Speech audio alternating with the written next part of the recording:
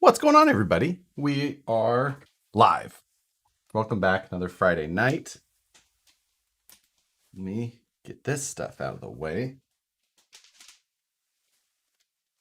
The welcome another Friday night. Like we said tonight. Well, last night I started on this guy here. This is the Tamiya King Hauler, but I added a couple of other parts. I did the 5-inch stretched frame rails. Hopefully everything's going well. I'm watching audio. No one's saying anything yet, so Mike J's joke not gonna work. Did the like 6-inch stretch frame rails, and I added the Grand Hauler full fenders. So finished it got finished it. This is about 7 hours into the build. Actually, a great build. I was fairly well organized. I've got all like the screw bags in order in front of me. I didn't actually use the Tamiya hardware. I built my own hardware kit, which is also very well organized, of course. See, all the labels, I have all the sizes. This was both for the trailer and the truck. So yeah, the I can see that the white balance of the truck is quite hard to see, but that's okay because the cab will be off for most of tonight's build, because what we are using is the multi-function unit. And this is the ESC, the sound unit, the controls for it, the speaker for it. There's a vibration unit, and then an absolute ton of wiring. So that's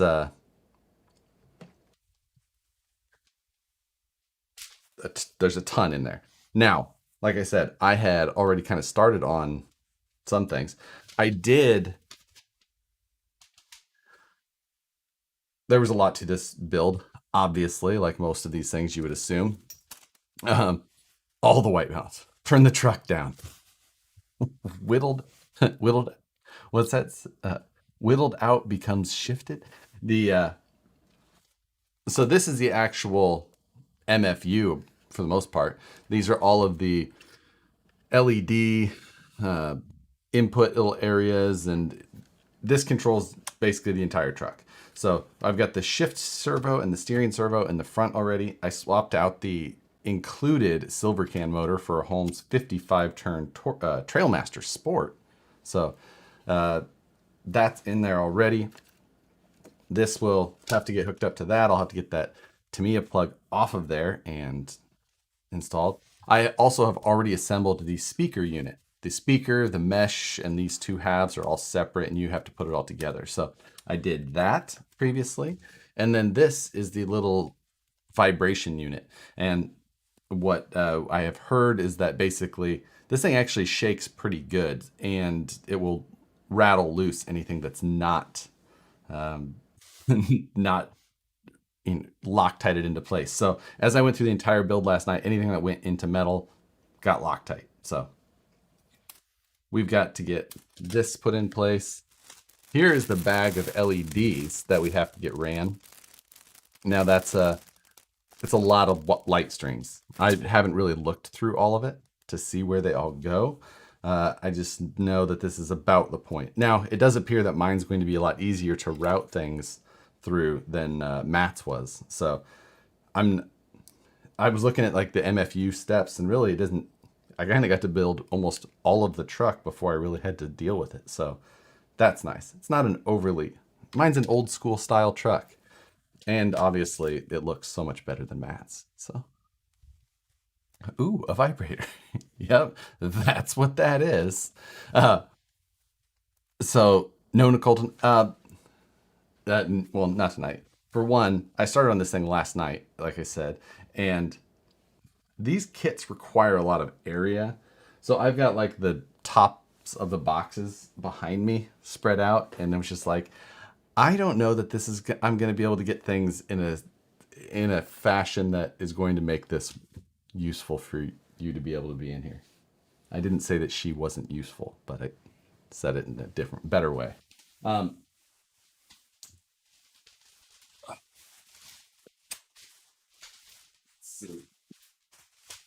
So when I was putting this stuff together, so all the parts, obviously, the Tamiya parts trees, you're always going back A, B, G, I, you're going all over. So I took and I wrote down the actual,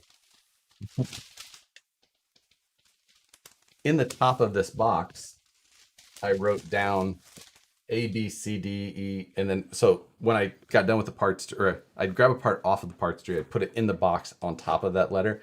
Then when I kept ever having to go back to it, it was all easy to find because they're a pain to do. I'm not going to lie. Amazing kit, but I think I will stick with the VW bus kit. Honestly, this was a ton of fun.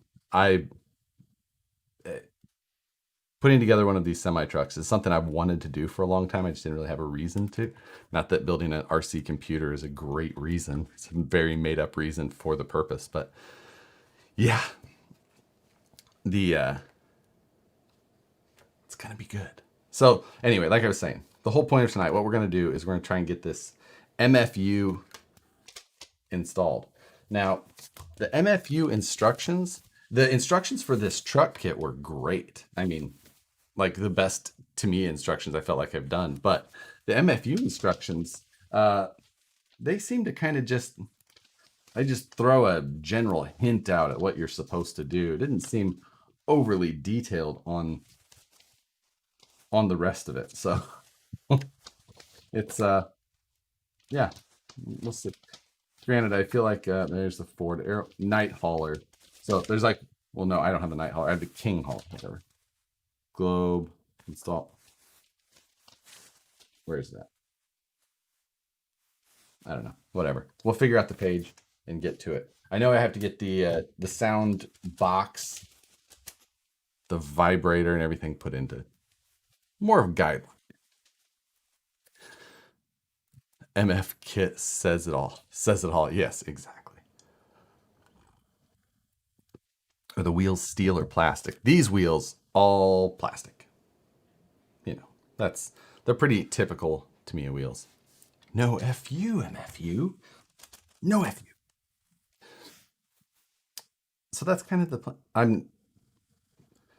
the amount of stuff on the bench is getting a little out of hand just because of how far into the kit I got. But I think that I'm actually in pretty decent shape that I could get a lot of it kind of moved around more and cleaned up. Obviously, I can only go so far with parts onto the body because I have to pull all of the white plastic stuff off and then paint it, which I'm hoping I do this weekend. Did I already pick the 50,000 sub winner? Nope. The truck, as soon as you'll know when it gets picked. It will be very obvious. There'll be a video on the wrap up and then the truck will get picked. So it'll be fun.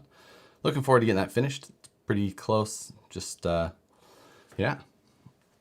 Just got to wait on the last details to get done and then go. Jonathan Schultz. How you doing, sir? I also, somehow, I don't know how, I ordered a drive shaft, which I was pretty sure was the longer version. It is not.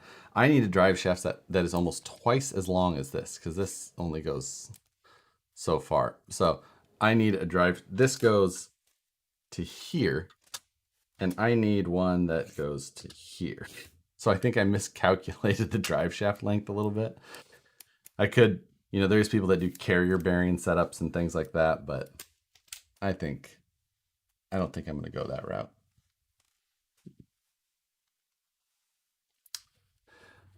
Another, yes, more Schultz. All the Schultz are in here at one time. So I suppose we should just start looking at these instructions more.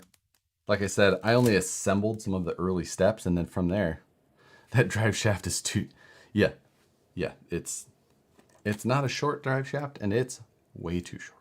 So, yay. If the giveaway hasn't been picked, why is Andrew closed? Just because it ran, past when I hit 50K, and I ran it for a little while, and then I was like, well, rather than that, I'll end it. So anyone who was joined before then got a chance to get a bunch more, and then, or, handful more, and then that part of it should be closed until I get the actual truck done, and then I'll pick who won during that time. So just seemed easier. Or not easier, but fair to everybody who took all the time to join and all that. Way cooler fenders on your truck versus the SBG. So these are not the actual, fenders that are supposed to be on here. This truck has like the little short fenders, front and rear, and no top coverage. And I bought these separately. These are the, what do you call them? Grand Hauler, which was the truck I was initially looking for, but wasn't available at the time. So I changed to the King Hauler and then just kind of picked up some of the parts that I wanted to convert it. There's a few other things that I'll need. Just print out another carrier set it up like that. Yeah, I thought about doing that. I don't know. I have to figure out. What motor did he say? Oh, this is the Holmes Hobby 55 turn Trailmaster Sport. It's the 540 can, not the 550 can, but I don't know if the 550 can would have fit. I think it would have hit the servos, so we're close there. The leaf springs on this thing, again, front and rear. Not something I always do, but it wasn't bad. And on this type of truck, I'll give it, because obviously performance of this, if I was really worried about performance of this, I wouldn't have stretched the chassis 6 inches over stock. Oh, one thing that I did do though is I put on the coupler plate. Is that correct? I think. I need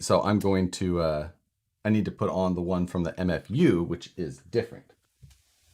And it is in here, I believe.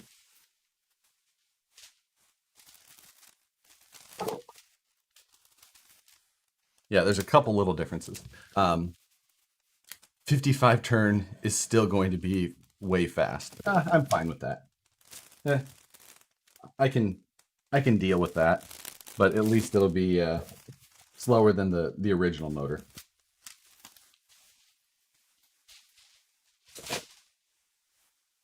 Or is this any different?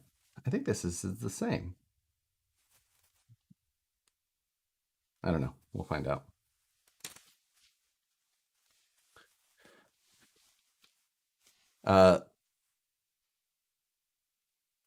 Sorry, I missed it. Is that your new drag car? I might have a better chance of going straight with it. My drag car from last week, I crashed it already, broke the wheelie bar that we installed during it, but oh well. Thanks, Josh. Overhead over 5. Oh, rural internet. Yeah, that's right. I just got to dig in. I'm just not. This is going to be a little bit on the tedious side, I think. So,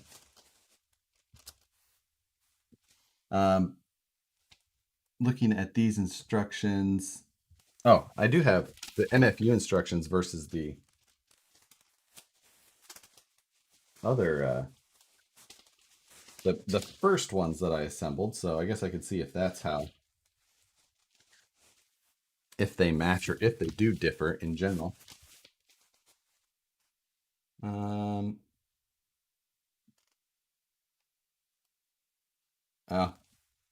yeah, there's definitely some differences in there. So I guess that means I'm going to assemble the new fifth wheel.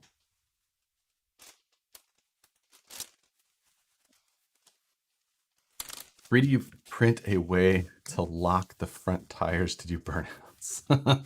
Oof, I don't. You assembled many Tamiya kits? Those pot metal diff gears and splined axle shafts in there, like, I don't know that you want to see these things with the weight that's behind them. Whew. Hobby Concepts has great tutorials on the MFU installs.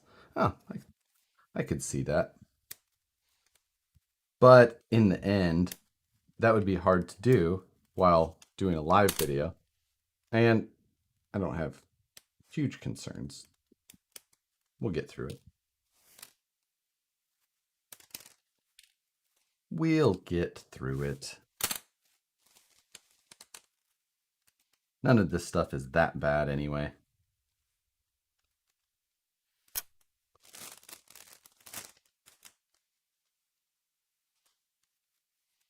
but it's going to be, this should be a, oh, I know what I'm missing. I put the hardware for the MFU separately. Of course, I didn't need much of the hardware from it either, since most of my hardware kit covered all the sizes that it had. I guess I could just use the one that was on here. Pull that tray off anyway.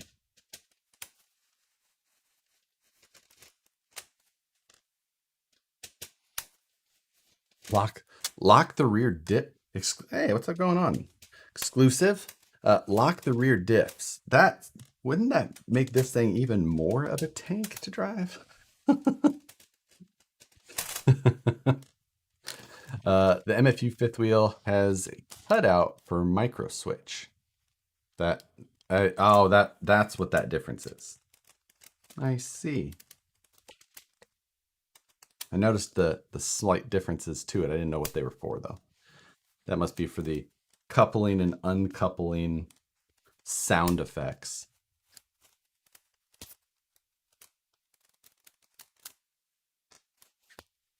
All right, we'll put that back over here for now. With the long extended frame portion here, I might bend up my own boxed section for doing like a frame cover. I don't know what they call those things other than a frame cover, but kind of clean that up. I like that look anyway. So I was expecting to see Monkey with a wrench saying technical difficulties. Did I drop frames or something? How long did you to find a Phillips screwdriver? You know, I only needed a Phillips screwdriver, well, I didn't have a JIS screwdriver, so I was using a Phillips, but I didn't have to use it except for on like the special shoulder bolts that you use on the leaf spring stuff. So there wasn't a ton of situations where I found myself in need of it. Put another set of fuel tanks on it. A nut? I removed one of the 3 spider gears and put that grease, and those stock axles will last forever. Yeah, flipping the spider gears, that was how one method we used to use for locking the diffs on the old TLTs when we used to compete with them in rock crawling way back in the day. If you know, it was like the cheap way of doing a diff lock, but it was one of those things like we could still only get those hot metal gear sets to last for so long. So we would run them until they would blow up, and then you could get the one-piece units from RCP made those back in the day. Frame covered deck plate. That's okay. Hey Josh, watch Hobby Concepts glow blinder build. He did wireless lights on the trailer. Oh, gotcha. Well, I'm with all of the with all of the stuff that I'll have going on inside of this trailer, that may or may not be totally necessary. But and it's one of those things like I really don't know how much of that that time that I'll have to spend on a bunch of that tedious detail stuff on these, just because I've got to spend time on the actual PC part of it, which so the I don't have that grand plans for that stuff, at least at this point. If I was doing just like a regular semi build just to do it, I could see, but probably not going to happen for this one.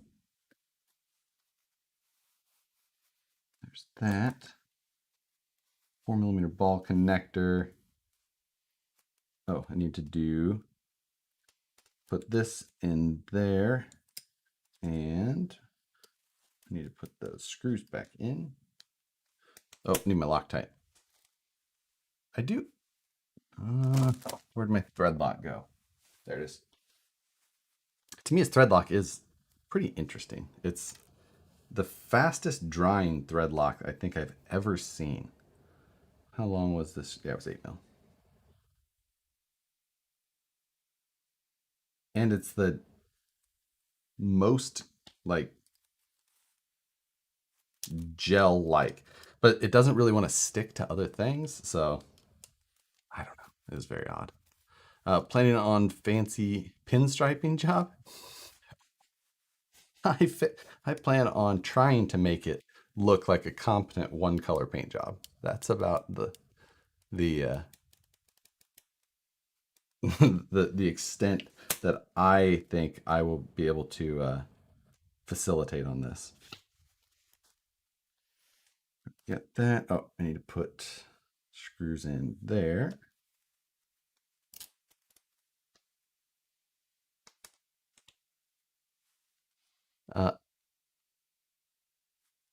See Crazy Joe's White 38.9 Pete build. I haven't. Well, I don't. Oh, I definitely haven't. If you're talking about an RC build or a full size build, I definitely don't have enough knowledge of the area to recognize like certain builds yet. Dale C, thank you, sir. Donation. Schultz told you you installed the wheelie bar upside down. He warned you. Oh, it looks like you stain on your shirt. Guess you should change. I fixed the wheelie bar when Schultz told me my mount was upside down. I fixed that during the stream. That's the right one. No, it's not. 5.5. And that was definitely not the reason for my crashing. My crashing was I had the wheelie bar too low actually because crash. So when I would get up on the tires, it would want to come down on the wheelie bar and like take pressure off and then just loop me out. So I discovered it, but too late. The damage was done.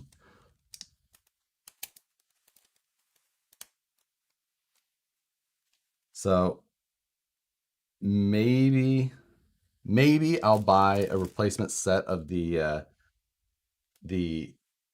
wheelie bars once, but if and when I break it again, I'm probably just going to make my own.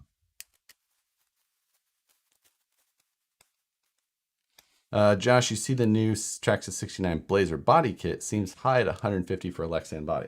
Well, that's been out for a while, but that's about the right price if you compare it to all of the rest of theirs. So it doesn't surprise me at that price point. It's just kind of what you see those things listed at. So you know, they do have all of the hard molded plastic stuff, all of the light buckets and interior, not interior, but like all of the hard plastic stuff that goes on the inside is, you know, they put a lot of detail in them. I'm not saying that it's not high. It still does seem high, but it's not anything different than the rest of their body sets. You know, the Bronco body, I think, was basically that same price. We'll do. My 185-pound dog is laying by my broken foot. He's a great dog. Does the broken foot have anything to do with the 185-pound dog? Jeremy Burris, my wife, is starting the dual rider now. Such a fun oddball build that is as well. All right.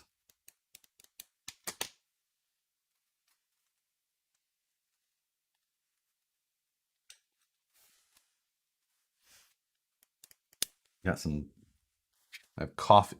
I have a huge cup of coffee, like to the top there, or it was. And I'm already sweating though. I have bubbly, but I don't feel like I'm gonna be able to get through that coffee cup without just. So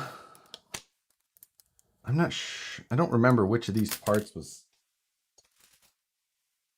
I imagine that I was supposed to use some of them during that, and I just, like I said, I went a little, or I just did a few steps too far with the regular instructions versus the MFU. I was trying to kind of pay attention to both, but got it. Tell you what, all these E-clips. I like how he reads one sentence in a side conversation and goes, huh? Yeah, because it's like, it's hard trying to read the whole thing. That's how this goes, Mike. How are you surprised at this? I look, oh, whoops. These instructions do this back and forth. I would have missed a step if I would have tried to complete that. Okay, so I need to grab that parts tree back. Wait, what parts tree is it? X. Did I leave it up here or did I set it down there? That's G. There it is. Got it. I got it. Truck name Lot Lizard. Speaking of Lot Lizard, there is a documentary on Netflix called Lot Lizard. This is one of those things. So moving out to the West Coast from California, there's all kinds of like stupid turns of phrase that I use or say that people out here just look at me and go, huh? And my coworkers, none of them had heard the phrase lot lizard. And maybe they just didn't spend as much time around truck stops as I did. Maybe this is something more about me and less about me being from the Midwest. But I was just so surprised that they had never heard of the term lot lizard. So because I'm pretty sure that's nationwide, right? Or is there areas who have not heard of a lot lizard?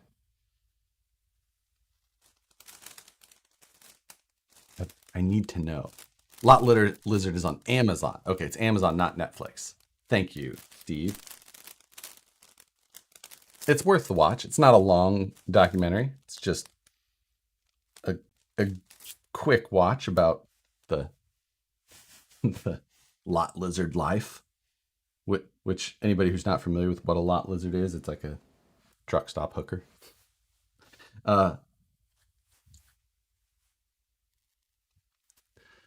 Alex, make up Thanksgiving apparently means hot dogs from a local bar. Mark Cargill, thank you for the donation. Out to the West Coast from California. This is the start of Josh's Globe Fund. Is that what I said? I meant out to the West Coast from the Midwest. Or I think maybe did I say moved west from to California? I don't know what I said. Truck stop hose. We have them in Canada too. Slithering from one truck to the next. I thought it was I thought it was just a normal thing to hear. But I said it one day at work and people just looked at me like, what is a lot lizard? So, I mean, like, well, I'm not sure if sometimes you find out you know something that other people don't know and you're like, maybe I shouldn't know that. I guess that says, okay. Now, I do need to find what bag this tiny spring they say is in. Support spring, but does not have a number, and I don't readily see it. So it's not in that. These are the MFU bags. Like I said, I haven't had to open many because I had those both just have that. These are little straps, no spring. That was parts bag E.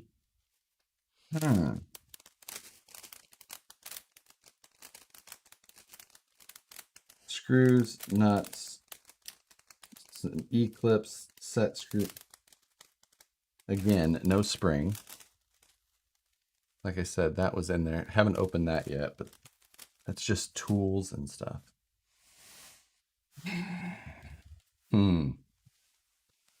Okay, it's definitely not going to be in the lighting bag, right?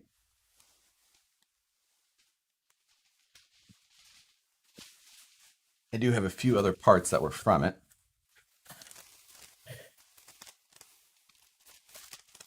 Right there. There's the spring.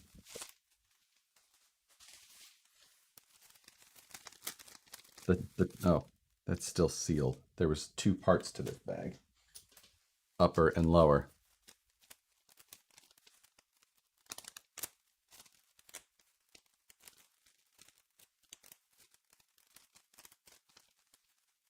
Okay. We're good. Now we just have to put this spring in here, capture it. That's fun. Way easier than I thought. Sweet. Grease. It says to grease it. I think there's, oh man, lot lizards were of no interest to me. I like not having an STD.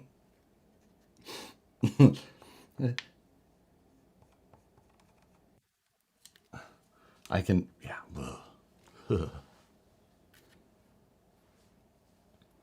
So this goes on top. Out. I put a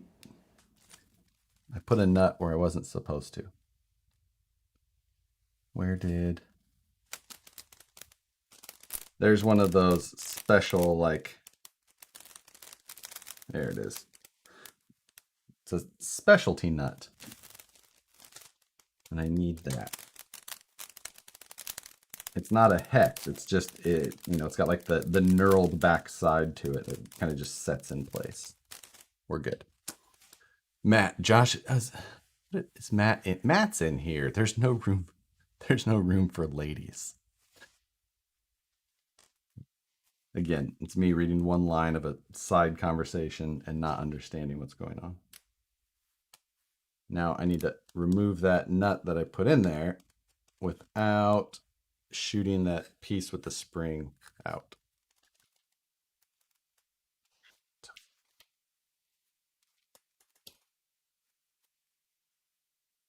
Did it? Evidently it did. Okay, that's out.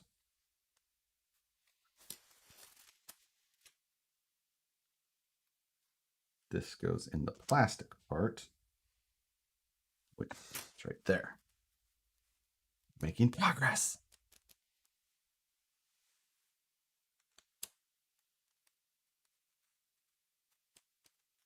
Right. I can flip this. Fill out. I was like, I can flip that over now, right? Nope. But hey, RC Dave, thank you. You need to hire a lot lizard to get the 50K truck done. You know, it's a good point, but at the same time, I don't want to. There we go. It'll get done, and someone will get a very nice and expensive truck for no money.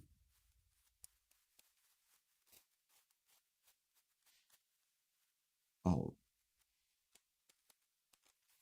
don't like this style of nut when it is knurled but doesn't want to grab.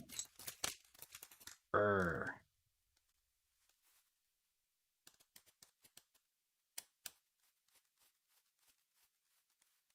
There we go.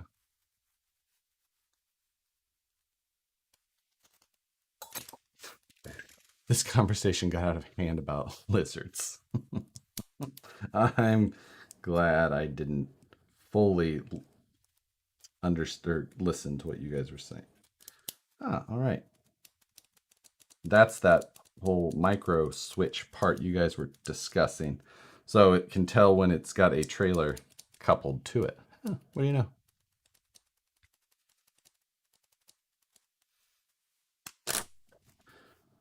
Couple more little screws. What is that? A 1.6 millimeter. I definitely have to find that because I do not have that in my kit.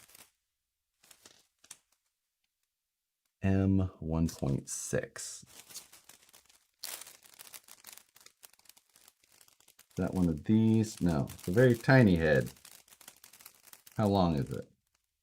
10 millimeters. Countersunk. M1.6. Jesus. It's got to be that thing. Not know why 1.6 millimeter screw is necessary.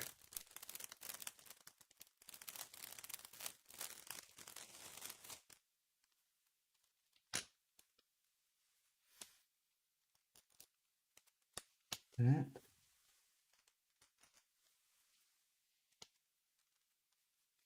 Let's see. Oh, the nursing home. Yes, the nursing home just got. Yeah, I don't remember who brought that up. I do not know. I do not have my. Oh wait, yes I do. I didn't think I had my like eyeglass screwdriver set in here, but in fact I do.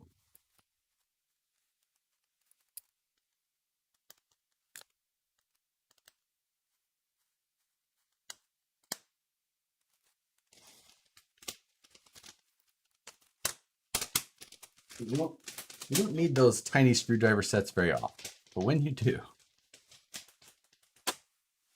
the $5 is well spent.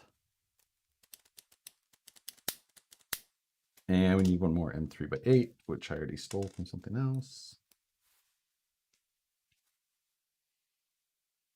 From the top and threads in, so we're good.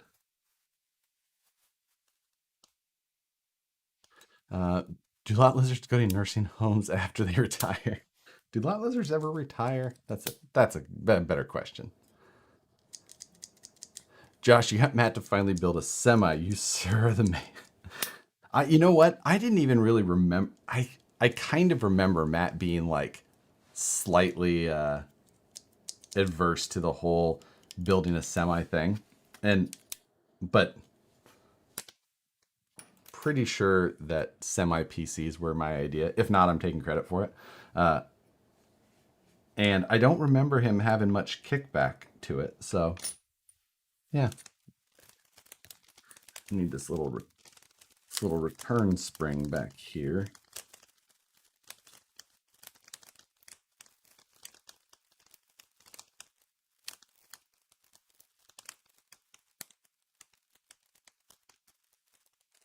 There we go.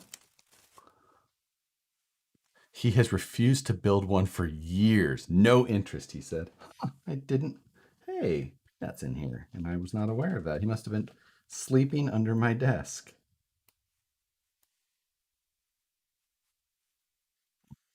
So, well, I'm glad that he was interested in it. He didn't fight the idea, I'm telling you. So, at least for this particular plan. Hey, Nicole. Let's see if she is listening to me at all. Probably not. Which would be no surprise if she was not listening. Oh, okay. That goes on the outside. Don't be a fool. You guys still talking? I'm telling you, you guys were way more interested in lot lizards than I would have expected. You're all being very sus, as the kids say.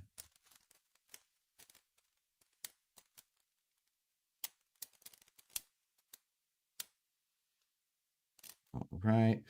And where did the tiny E-clip go? Alex. Oh, Alexa, call Nicole. All right, I'm gonna have to let him out because I didn't know he was in here. She's just hanging out with me. He likes to sleep behind my desk, which is funny because I'm not his favorite. I mean, he's always attached to Nicole. So lucky with that. I got.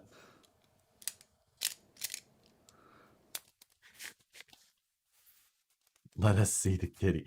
He's our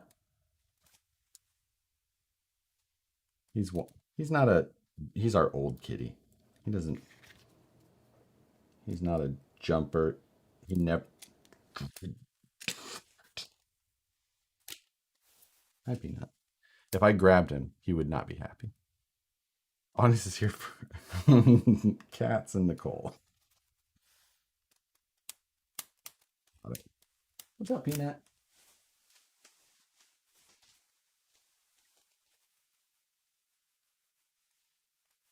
He's an old man. He's a grumpy old man too, normally. Like getting ready to claw my face off for picking him up. It's actually surprisingly calm right now. I have that effect on people.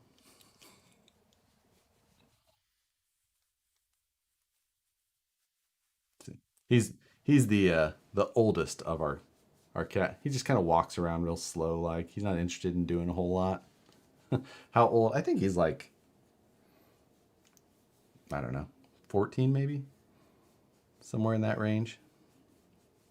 The look he's giving you, the look of death. Ever been bit slapped by a cat? Oh yeah, absolutely. Cats always look so impressed. What's it? Yeah, Peanut is this one's name. I was trying to figure out how Josh got his semi built so quickly. Then I looked at the parts list on the King Hall. Matt's just mad. He's like, I have 30 hours in mine. It still doesn't look like a semi. Good thing you quit drinking, Phoenix. Yeah. Anybody else ready for me to just attack my...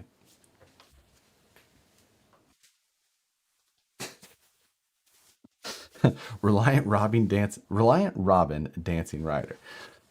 I could see it. Other than the Dancing Riders lean so much, and the Reliant Robins are supposed to stay pretty flat. So, Josh, you freaked out with Matt. Yeah, I just couldn't see how that was possible. I'm going to text Nicole to let him out.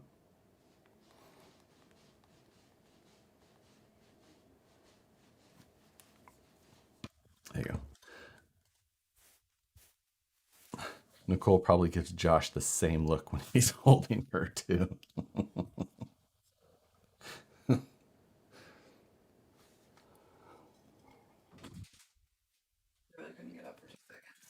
He was hanging out under the desk. Oh, no. Thank you. You couldn't stand up for 2 seconds, she said. I knew that was coming down. Hi, Nicole. Do you have a Spectrum S2? I don't have any of the Spectrum Matt, I believe, has some of the Spectrum chargers for his. Oh, I think I need to change this base. No, it's the exact same base plate, right? Just a G. Yeah. So I don't have to change that out. I don't think. Should be okay. I just need to make sure that.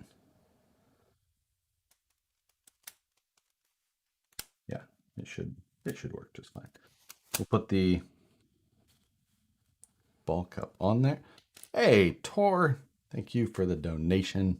Swapping to scale hardware on 8 wheels. Next time I'll buy wheels as well. A lot of work just to change them. Here's some supporting Knox. Thank you. Norwegian currency. Always accepted as well and appreciated. Yeah, I know what you. I've swapped some hardware out as well, and it was interesting. I found it easiest for me. I would swap. I would do every other beadlock ring bolt. That way, I could take them all off, put them on without having to like worry about disassembling and reassembling. So take them out, put the new ones in, then do the other part. Yeah, that was. But yeah, so and but all new wheels always nice. So. Did you get any messages about the P2P 410? What the RC Hangout is, we're talking about. RC Hangout is a RC podcast that's done by some of the guys from ASD Crawlers. So like Eric and Eric. Oh, what's Eric's last name? Like Sereno? I'm probably saying that wrong. And then Jeff Ramos. They're doing it. They do it all the time. And then Oscar Ramirez and Brandon Tomey are on there quite a bit as well. But they do an RC podcast, and I was on it during Crawl for a Cure. And they're like, "Can you tell us about anything new?" And I talked about the next VS410 that was going to come out, which is the P2P, portals on portals, even more portals.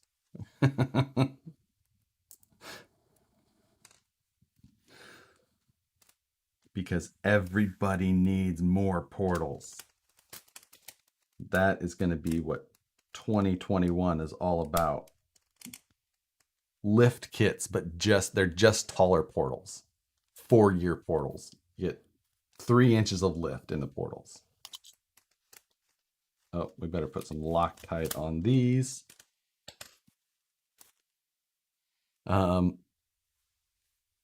Please reply. I didn't see your question. I don't see all the question. The questions go quick. If I miss them, I apologize. We catch them as we can. How many Friday Night Live episodes have there been? That's actually a pretty good question. Man, I'm guessing that we're in the area. Let's see. Matt and I will be on like episode 40 of he was begging for you to give him an RC. Ah, what do you know? Thank you. No, it looks like Ben took care of a message for me on that. Thank you, Ben. Moderators in general, as always. It's amazing how that happens.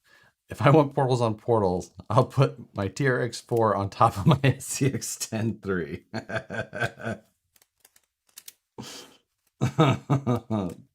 Yes.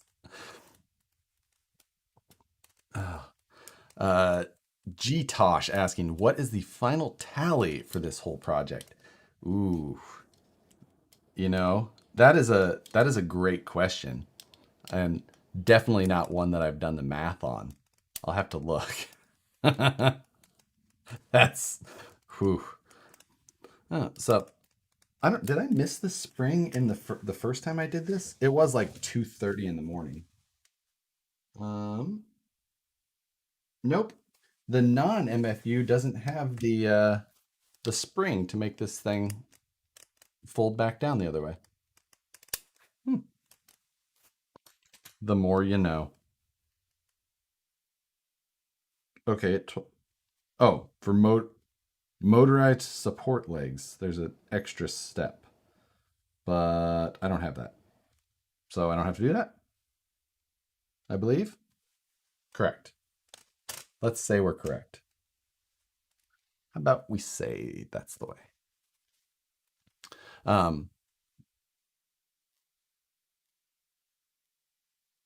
More threadlock.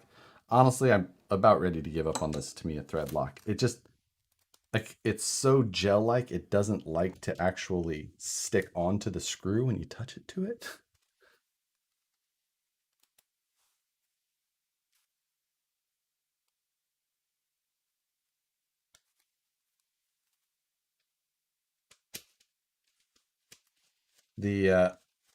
I think that I picked the right amount of stretch for this chassis. I mean, could have gone maybe a little further, but would love to build a semi kit, but so expensive.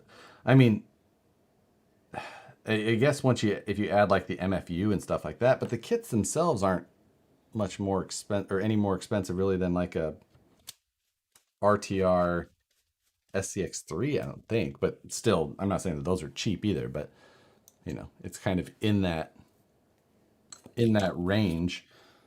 And then it's just like any of them. You end up all of the things that you can do can really start adding up. There's that. Now, one thing is like this has got the little disconnect deal here. Hopefully that just goes here, because if I have to extend all that linkage, that's what's cooking? Building a Gladiator? No, it's just an equally long semi truck. And we're installing the MFU tonight. But I mean, you should be the one working on a Gladiator, Barbaroja. Since you are Jeep shopping now. Is there no back on the cab? There is no back on the cab currently. There will be, I assume. I don't necessarily know where it is. Oh, it's in the box over here. It's okay. You know, I'm just looking forward to all of the painting I get to do on that. The trailer is expensive. The trailers are pretty expensive, especially for like, because the trailers are about as much as a truck, it seems like. But, you know, they don't, they're just a trailer. They don't do as much. Gear Jammer RC has a part to get rid of that fifth wheel linkage. Interesting. I have not really looked at all of the list of optional accessories that can be had for these trucks, but I've looked at some of it. You know, like basically I went to Semi Joe's site and just shopped there, but I could get everything from one spot. The sound system as well, like 2 trucks. Yeah, well, you know, the sound system. It's just like, well, if you put a crazy brushless system in a trail truck, you end up with about the same too. Josh, you ain't painting that. Quit lying about that. I might be the one painting this. I'm telling you, it could happen. I got lucky and scored a flatbed trailer and an RTR king hauler for $350. That is actually quite a score. As far as like value for what you got, I think that a ton of the fun of these things is the build though, because it was pretty fun. Holy smokes, that's one longer. When's the next monthly mayhem? Matt and I have discussed that, and I think that we have nailed down a budget build first. The next monthly mayhem idea that we're kind of combating on exactly what we're going to do is Matt doesn't want to do it when it's so cold outside. So he would rather not freeze his butt off. So, which I understand. I mean, I can't relate to because like, I mean, it's cold here in the morning too. It's like, I'll get up in the morning and go to work and it's like, it's in the low 40s. It doesn't, I mean, it stays in the 40s until like 9 or 10 o'clock. When, you know, and then it's just, you know, like it's chilly throughout the day, like mid 50s, like low 60s. It doesn't even hardly get into the upper 60s right now, which, you know, so I can relate.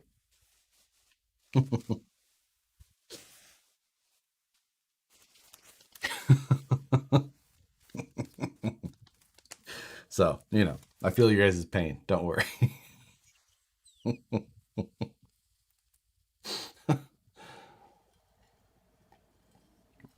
Like right now when I drive, when I leave the house and I look up, you know, look in the distance, I can start to see snow on the mountains and like, oof, it's getting cold up there.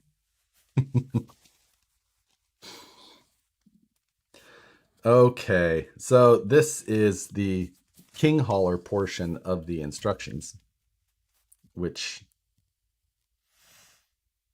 looks like work. Shows me the placement of everything. Not really how to place it, just kind of in general where it goes. Like, yeah, just put it in here. Where am I from again? I'm in Northern California, Sacramento area. It's actually this time of year, the weather pretty awesome, other than getting dark too early, but that's everywhere. Currently, negative 10 degrees Celsius outside for Steve Art, which, what is that? What's negative 10 degrees Celsius? Like 15 degrees?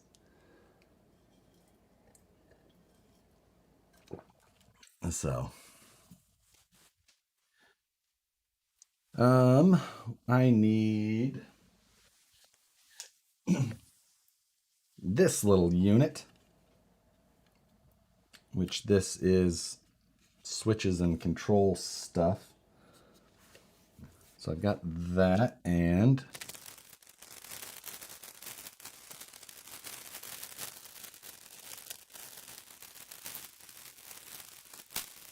at least it's not so cold that the snow makes 1/14 truck under.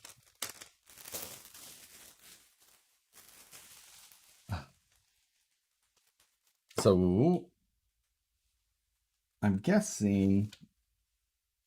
Wait, I just took those parts out of the bag. Where did I put them?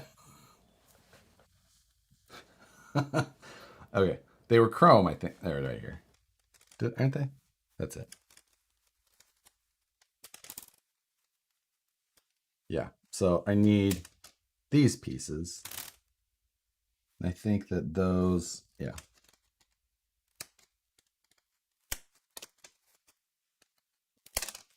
But yeah, like I was saying, Matt and I have been discussing another budget build. I think we're going to actually try and, well, most likely what we'll start doing is once we've decided, or we pitched the idea to each other, then we both, I think, have done some theoretical planning, shopping on that topic. And then from there, we've both kind of thought up some timelines, which ends up actually our timelines worked basically exactly with each other. They were different, but the same.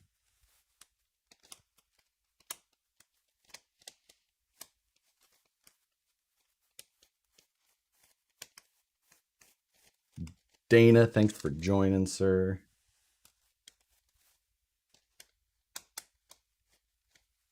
It's been 25 to 30 every night for the last few weeks here in North Oregon. Huh. Wasn't reacting to Mike's comment until I looked up to check that my audio was still working. All right, so I pulled the little control module out of the black box that it was previously installed in, and we're going to swap that over to the Chrome version of this unit. I think that is the idea.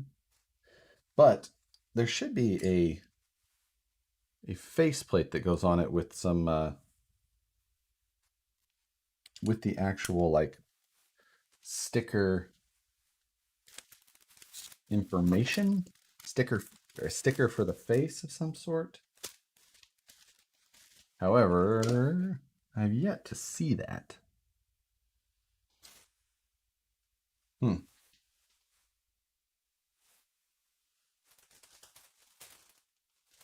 Because I don't know where that would be.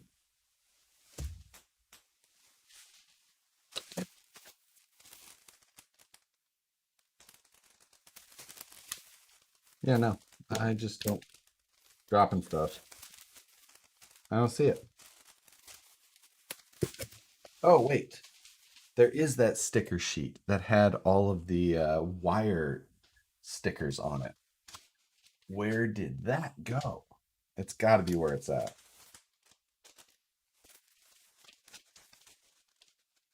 I wonder.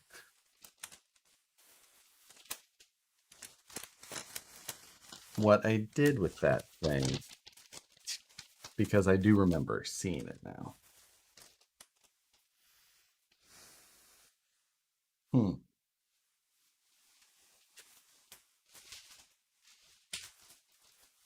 Found it. See? So organized.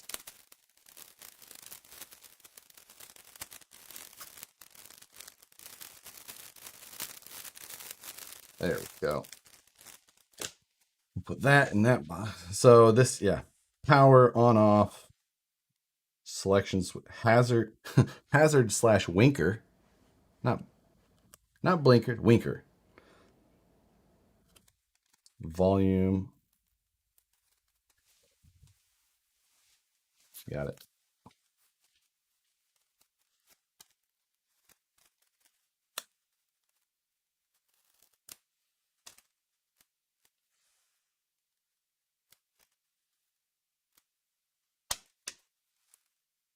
Got.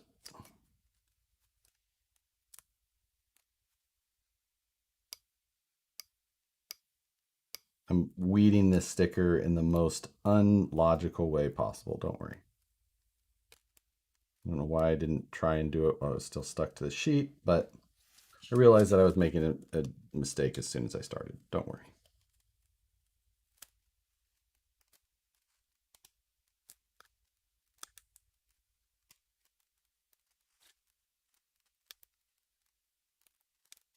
Go.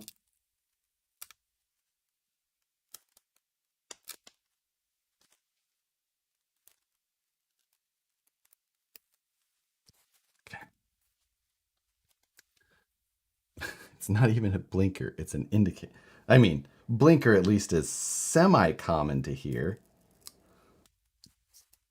You know, I'm not saying that it's the correct term to use, but I've never heard of it called a winker. Where do they call it a winker?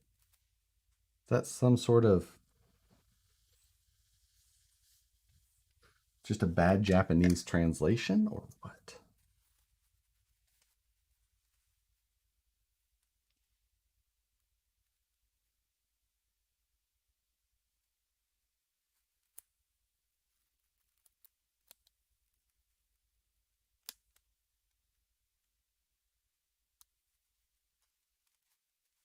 Here we go. Winky wonky. The UK most likely. Yeah, that's what I was thinking as well. But at the same time, I'm just like, I think that I've heard them call things wankers, but not winkers. Only a wanker would call it a winker. That's what. That's what I was thinking, Steve R. It's an indicator. Really, the Japanese doesn't quite get the difference between blink and wink.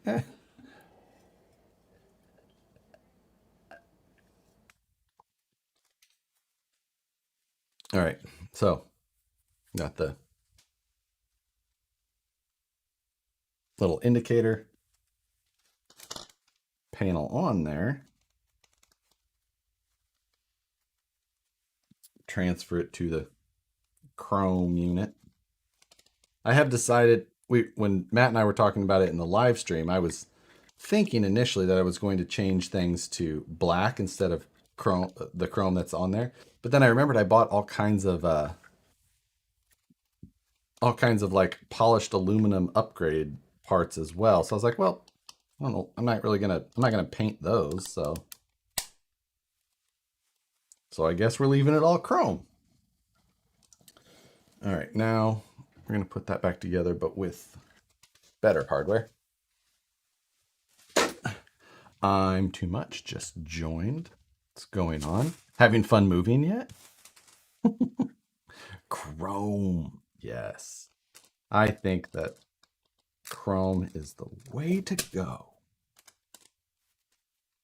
Wait, is there wires that I should be hooking up to this? Because I didn't do that.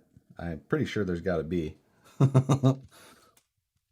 Doesn't seem like it would make sense to not have wires hooked up to the control board.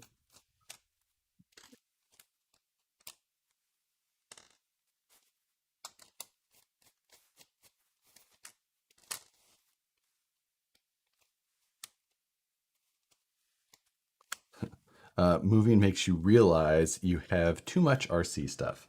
That is true. When I moved out here, I got rid of so much. I mean, just absolutely like, man, I might have a problem.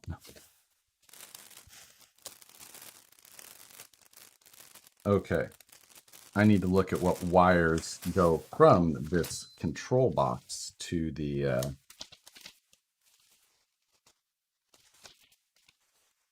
did it not tell me that yet? I don't know that it did. Or does it kind of? I'm telling you, these, yeah, it kind of just gives you a schematic.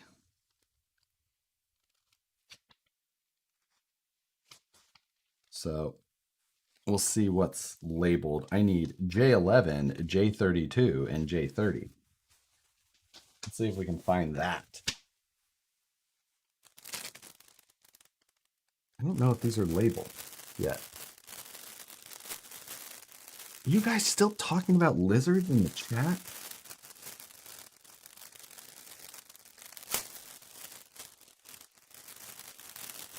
All right. So that is so much wiring to stuff into this truck. So these can't be actual LEDs. They just have to be pigtails of some sort. So, oh, that must be that micro switch for the coupler. Because it's just, that's a cool little switch, actually. Ah, it must be these. One of those, one of those. Those are lights. Those are lights. not lights. All right, we're narrowing it down.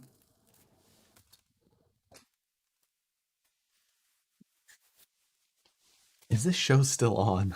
Thanks. Thanks for joining, Scott. You know, sincere or not, it is. The things I hear on this chat, you know, I I don't even know what sometimes sometimes I will go back and read the chats and these things just because there are some fairly humorous conversations that happen. And obviously I don't catch most of it. That is nice when Nicole is in here that I get to hear more of what ridiculous conversations are happening. And she can do a good job of discerning between smaller side conversations and actual pertinent funny stuff to say. My MFU had to be installed as I was building. What is this nonsense? So, Matt, this is just another example of how, American-based design models, older American-style truck, they're just better. Anyone hear of lizard lick towing? I sometimes want, when I see these random side conversations and I read one comment from it, I just wonder what the rest of the context is. Right.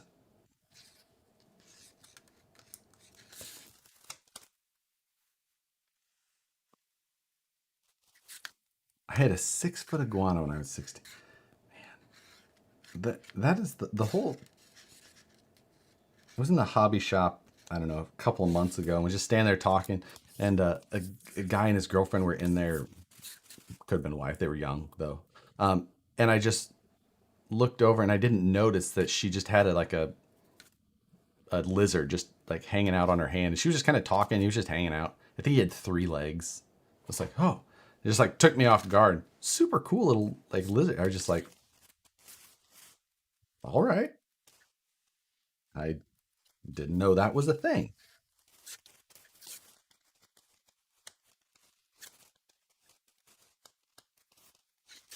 Nicole has always wanted a little chameleon though. Wait, chameleon? Yeah.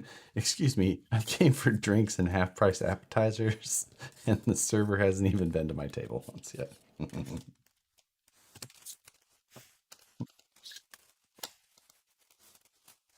Listen, this is a BYOB show.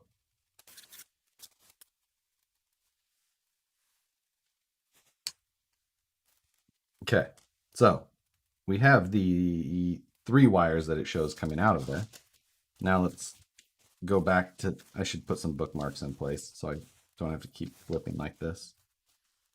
Dang hauler.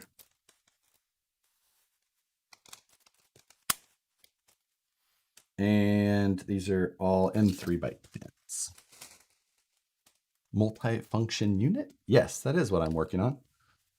If you're not aware of what the multi-function unit is that we are working on, it is a all-in-one system that Tamiya sells that is the ESC. So it's for the semi-trucks, it's the ESC, a vibration unit, a sound unit, runs all of the lights, and it's reactive to the inputs that you put into the radio. It's just all at once. Speaking of lizards, ever run desert lizard shocks? Oops, I need to put 2 of those screws in before that. Right when they came out and they were like super popular because, Boom Racing was like sending them to everybody or whatever. I was like, I should try them because they're cheap. I tried them and I was just like, I'm not running these. So it's like the Firma 40. It's like the Firma 40, but not. Because this is not the receiver. You still have to add your own receiver.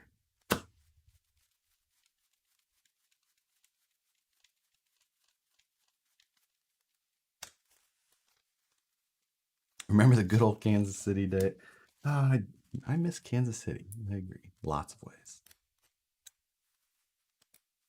There's there's American and Euro type MFU. So I've heard that same thing as well, but I think to me it sent us both the same one, and we're just running it. because Matt got a Euro style truck. I'm running the American style truck, but I think they sent us this the same. So, all right. So this will be, I suppose that I'm now going to have to, yeah. I may have done a few steps past what I should have when I was installing the base instructions, which is okay because it's not too far. I need to pull off this top plate because I need to remove the one step from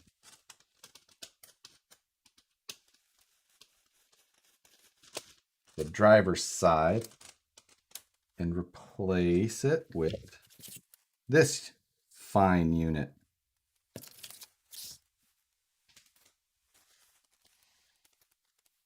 That thing looks too long for a traffic circle. Have we discussed in here the differences between traffic circles and roundabouts? Because that's important. They're not the same thing. They're very different with completely different rules on how you drive them.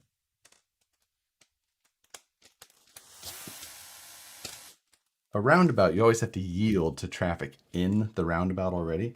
A traffic circle, though, has a direction that has the right of way, and traffic inside of the traffic circle has to yield to that movement in certain ways. There you go.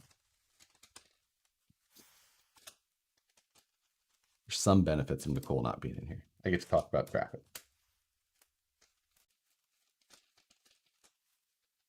Right. And the show has reached a new low. Listen, everybody is a traffic engineer in some way.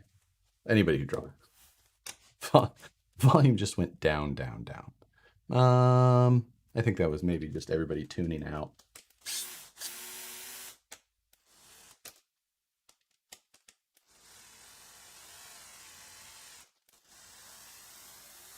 Let's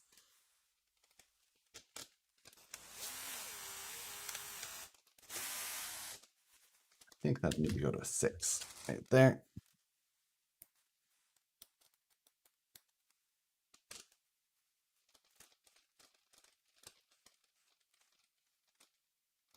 Right. The audio comments.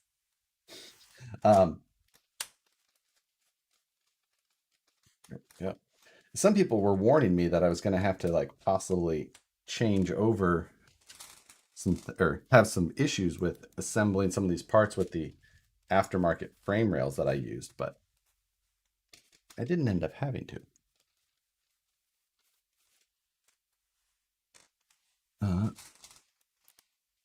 The people trying to direct traffic at four-way stops think they're traffic engineers. Four-way or all-way stop in general. If I'm at one of those stops and anybody hesitates, I go. Even if I was just the last one to get there, everyone hesitates, I'm done. Like, oh, you took too long. I'm going now. You lost your chance. Most people barely have a grasp on driving, let alone two different traffic circle intersection types.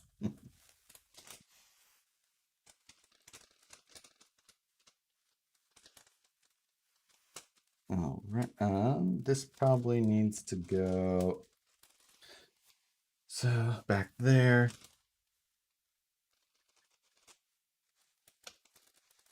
Just trying to plan my wire routing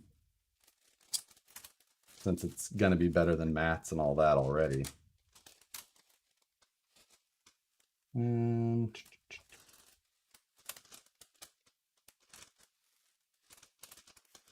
it's just going to be to the side. That's okay.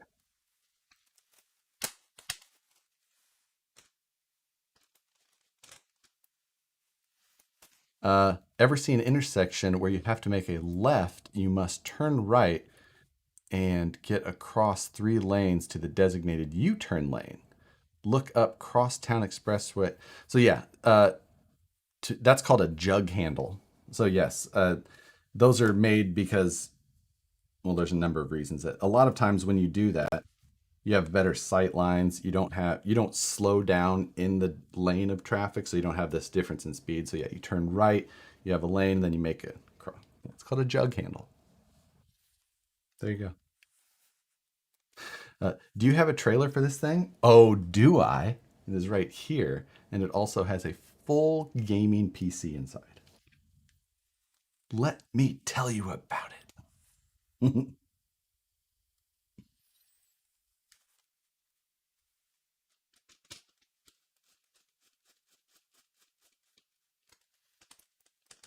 A Michigan left. New Jersey loves jug handles. Yeah, they. It is funny how there is different names for things in different places, but yeah.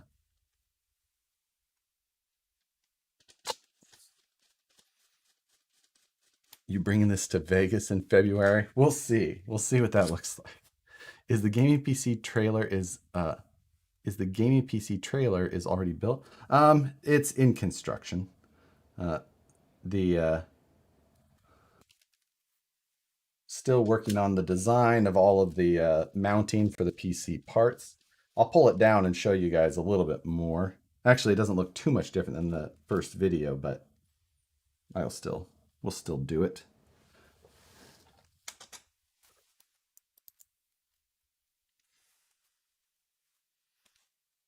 There's a number of those interesting type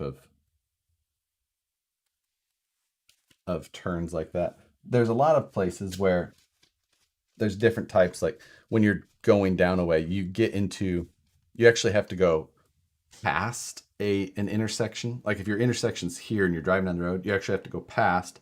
There's a U-turn lane that brings you on the inside. Then you come up to speed and you have to merge over and then take a right. Those are called J turns, I think.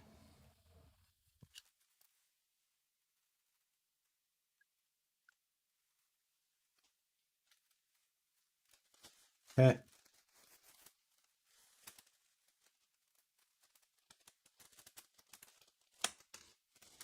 There's finally wires in the truck.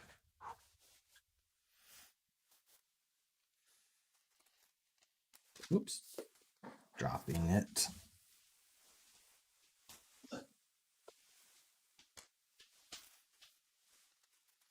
So the control module's in. A lot of these next parts are all about, that's more about wire attaching, so we're okay there to the actual body. Also a Michigan left. Oh, that's the Michigan left. Okay, I see. Yeah, those are called a J turn. Uh, J turn is also when you go fast in reverse, snap the steering wheel, hit the brake, and spin the car. Right? That's true. That's that. They always called that on, or they call it. What's the other name for those? Rockford. That's pulling a Rockford. What color am I going to paint it? Orange. I thought about doing, but it's going to be orange. Nope. Always orange. I'm in Ohio, and they're putting circles everywhere. Well, traffic circles around roundabouts are awesome. Traffic circles I don't like. The J turn is everywhere in Michigan. Huh, see? There you go. I did not know that. I've driven through Michigan a few times, but PS7. No, it has to be TS. Can't use PS. So hopefully I can get to painting it this weekend because I'm gonna start getting this thing all put together. Rockford was a serious racer. Michigan is great, except for potholes. Yeah. White's a good color, you know. No need to paint. That would, I'm telling you, it would be like every static model I ever did. Like, hey, it's already done. What do you know? Everything is paint. Everything is white. All right. Coffee is making me sweat.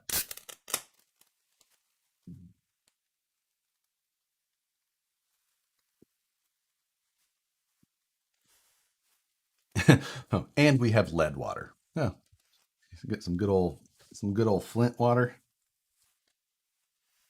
Yeah, that's no joke. I also watched that documentary on Netflix about that. Crazy, crazy stuff. You gonna sand the mold lines? Oh, I should. I mean, that doesn't sound like something I would do. Oh, like here on the cab. Hmm. You know, it's really hard to see those in video. Hmm. But I do see what you're talking about. I suppose I'm supposed to shoot primer on this first too, right? I can't just paint it. Yeah, we'll see. Hmm. I'm really looking forward to this thing. It's gonna be so cool. So much cooler than this.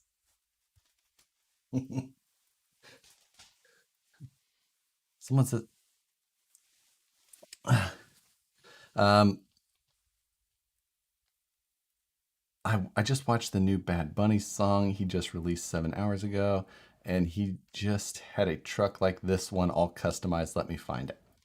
Hey, there you go. I mean, kind of surprised there's Bad Bunny fans in here too, but I'm not at the same time, I guess. 600 grit works. Yes, primer first. Okay, I'll do it. Probably good. Um, what is good hard body brand? RC4 drive is one of the better ones. I say all of my hard body experience. Let me tell you. I don't know. I don't know the good. I just RC4 drive is popular to use. Loops seems to have some cool options. Um, and then of course all of like the new bright versions and stuff like that, but I don't know what like a good brand is. I just know what brands are that I often see. So all right, I should work on mounting this. Now it shows that this mounts here. There is no holes or anything like that, so what we should use is a ridiculous amount of 3M double-sided tape. In a roundabout, can you take a right to get what? In a roundabout, can you take a right to get to your turn faster? I don't know what you mean. That does not make sense to me. What are these words you're saying? You should you should only go right in roundabouts in the US. If you're near Harley's YouTube, he loves lunch. Oh, left. Okay. I was like, uh you should yes, but no. I think my love of roundabouts came from living in the Midwest, though, and the first snow of the year. You're like, oh, time to go drive the roundabouts. There was one not far from where my apartment was in Kansas City, and it was a roundabout that was probably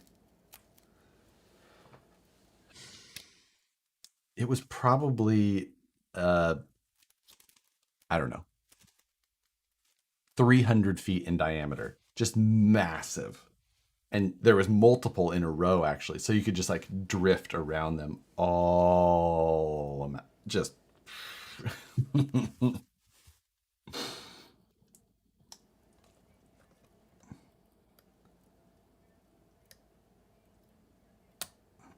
once we reach the inevitable conclusion of work that I can get done on this truck, we'll do just Google Earth traffic, what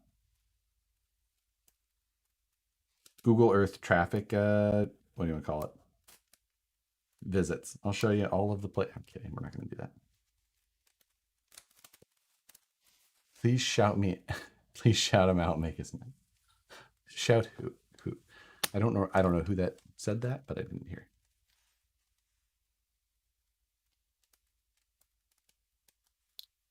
Okay.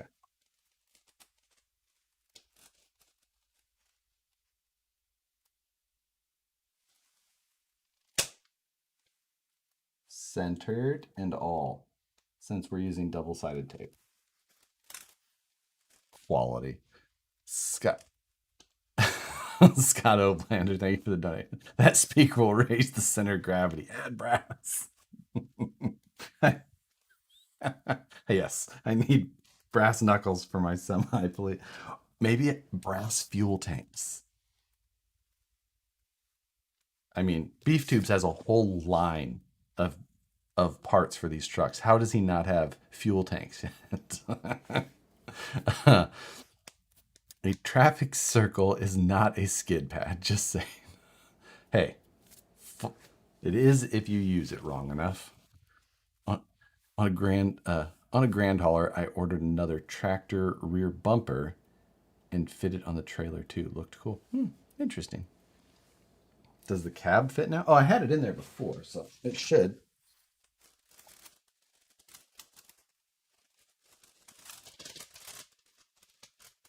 Get all the wires out of the way.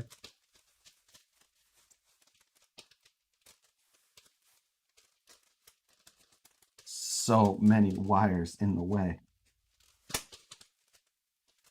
There, it's in place. Yep. I got lots of room around it. I mean, not lots, but like a half inch at least around. That's where it shows to put it in the instructions. So, oh. Go. All right, I'll put that back down here. So now we have to mount the vibration unit first because it shows that it goes here. It says mount securely. You know what slides well in the snow? A Yaris. Does it though? I'm back because I'm bored. Yeah, well, you know, I'm not saying this is the best solution, but thanks for joining.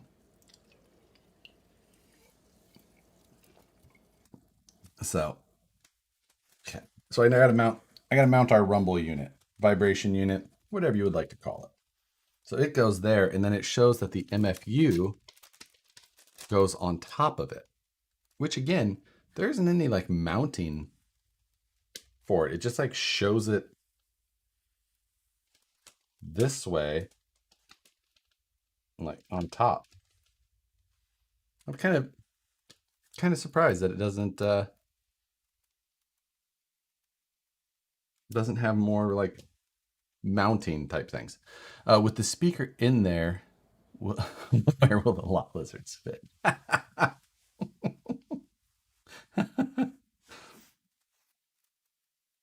So, I have no words. I have no answers for these things.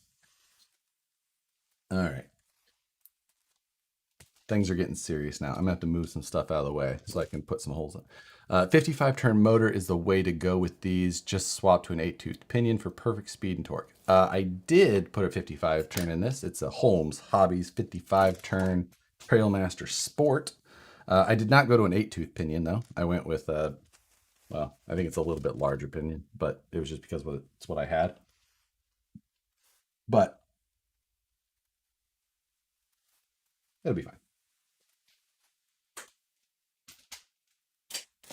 I honestly don't have like this crazy.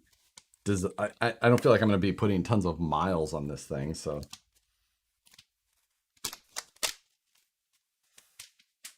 Get the drill bits out. Brushless or bust.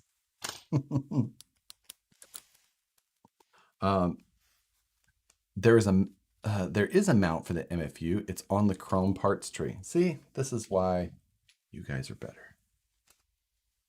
Okay, there's this chrome parts, which there's definitely not any mount for. I'm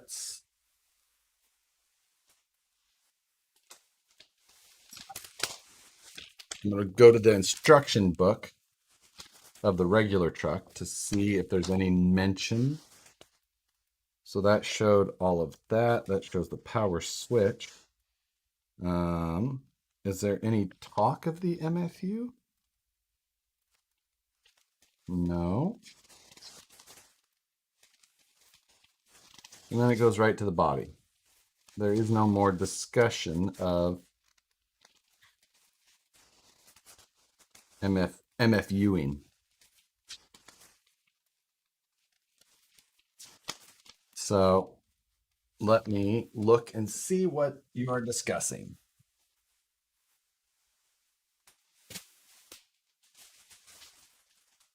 Here are the other chrome parts trees. That's not going to be very helpful. That's air horns and lights. Same air horns and lights. Bumper, grill. Let's see.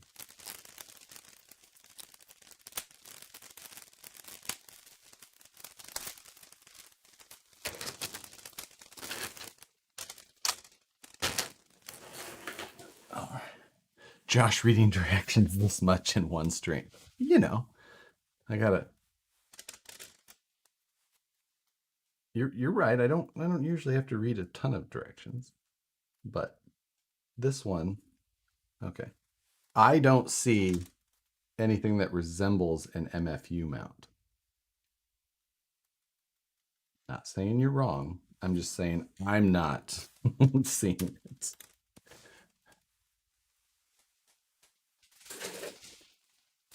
This is the non-chrome parts. This is the back of the cab. Those were the seat bases, which we're not using. You know. I'll do you one better. I can't even read the instructions. Nice work. Eric and or Jeff, whoever is running said account with that name. I assume it's Eric because I see him on, but he's usually under here under Black Turtle. Wait, probably gonna need a smaller bit. I don't think that's gonna fit through there. Oh, it does, but it's very tight.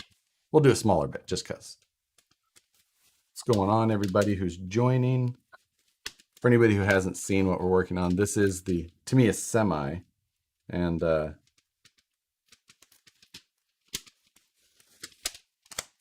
working on the MFU portion of it, which is not included in the kit, but an optional part.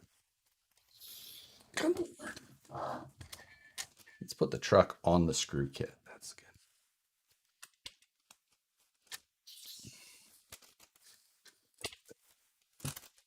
How about the exact same thing I was doing, but opposite? How is it 1/14? Because it is 1/14? Thought the vibration goes under the hood. Nope, not in these instructions. It shows it going right here. I'm just going by what the instructions show. I'm not just making these things up on my own. Hey, Seth's RC Garage, thank you for the donation. I'm really late. I'm glad I'm here to keep up the good work. Let's not say it's good work, but thanks for joining. Make a little bracket and screw on the back of the speaker. Make a little bracket and screw on the back side of the speaker. Make a little half. Well, if I actually, I'm not super concerned. Like I said, I don't.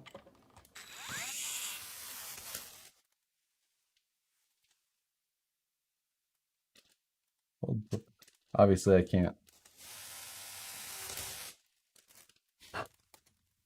Success. Isn't that the speaker holder on the back? Wait, what? This?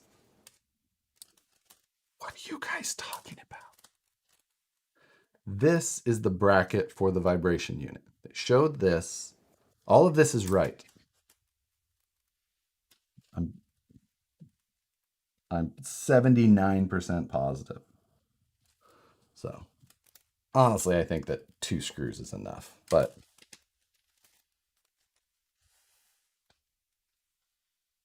you know what they say.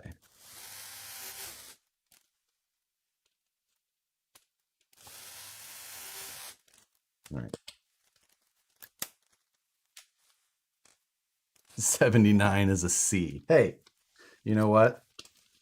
What they C's get degrees. Not going to tell you what my GPA was in engineering school, but I got a degree.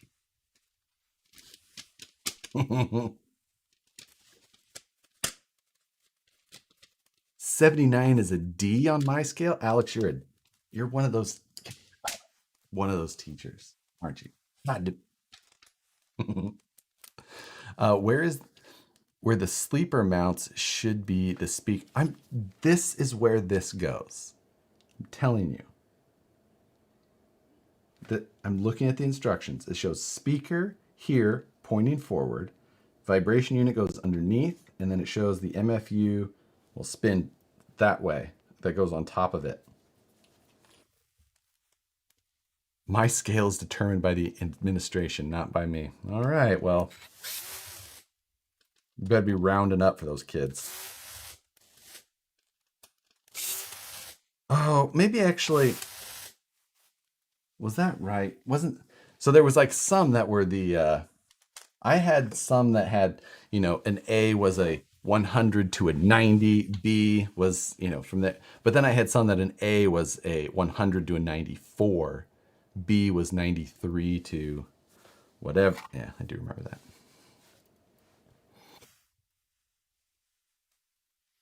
All right, so holes drilled.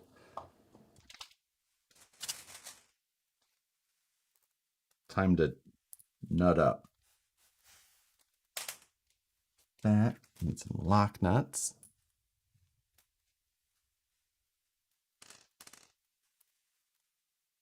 Screw and nut.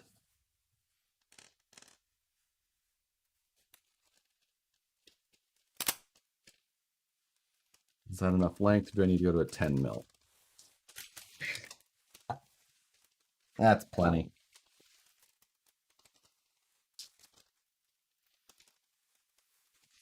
I got it.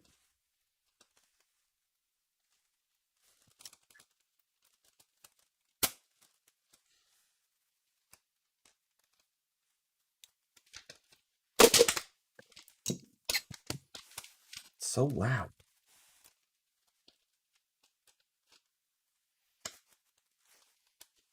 I need more hands. Where'd my nut driver go? Did I put it away? Nope, right there. I got it.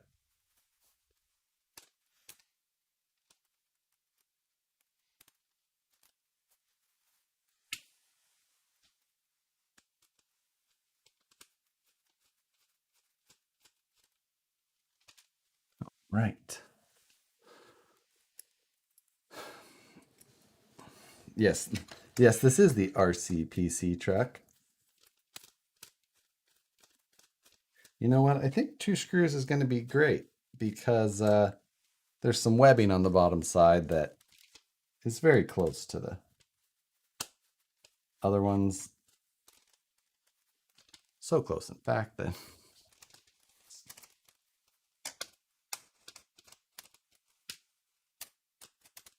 2 screws with lock nuts. This thing isn't going anywhere. Did you switch out all the Tamiya screws? I did. I did not use any. Well, I used Tamiya screws only for like the specialty stuff. Anything that was the M1.6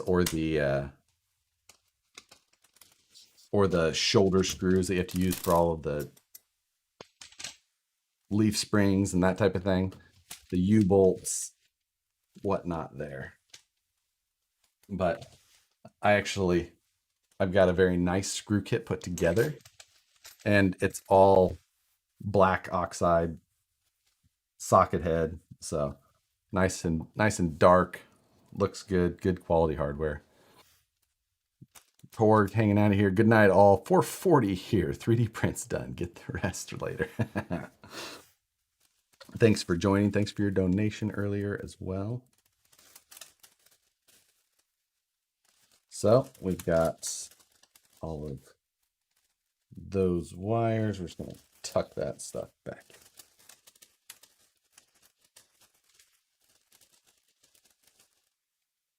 There we go. Oh my God, you're building a leaf spring rig. I know.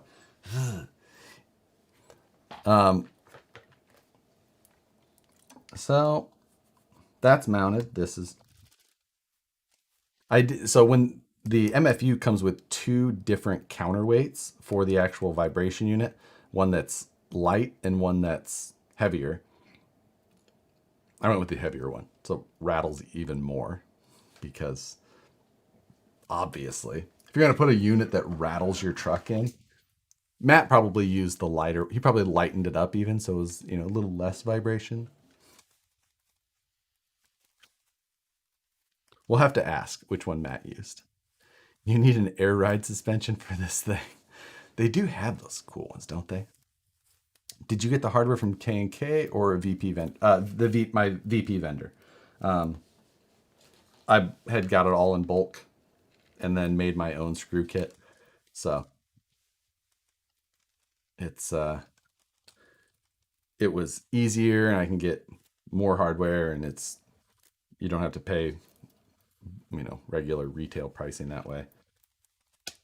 Hardware's kind of a racket in that way. The back for those that don't remember, who actually remembers when I used to sell hardware before you could really buy bulk hardware kits in RC?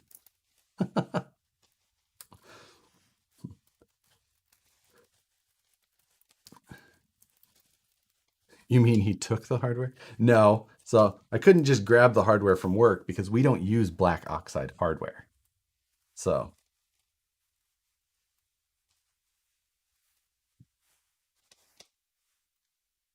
otherwise that would have been, but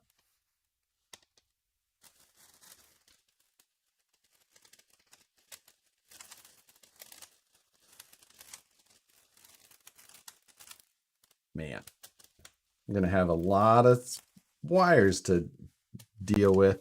Now, this is the other portion of this. This has to go, I feel like it should go this way. I wonder if that still fits around. That is definitely not how the instructions show, but I mean, what do they know? Should probably do it the way they show. So this shows the truck going this way. Hasn't RC Screws always been around? Yeah, but RC Screws didn't sell bulk. They only sent kits. So I had made that a bulk hardware set and sold it at a really good price, and it was super popular.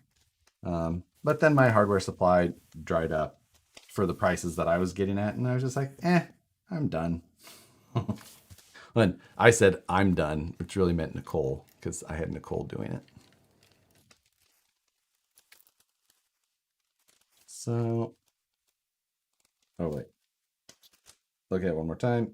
That goes, okay, it does go this way, which at least that makes sense. So no wires against that.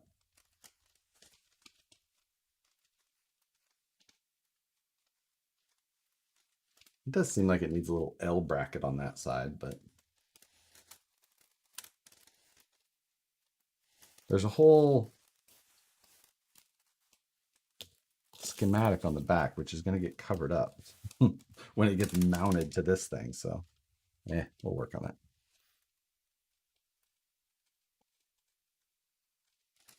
I feel like for now, to keep this thing in place, I am going to double side tape it in place, but only because it's removable. And then I'm going to design and 3D print a mount that goes in there much nicer.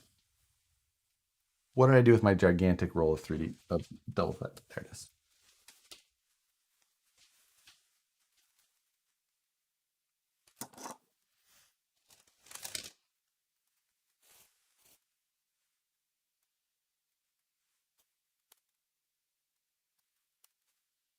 All right. Look at me, I'm Josh. I know big words like schematic. Like schematic's a big word.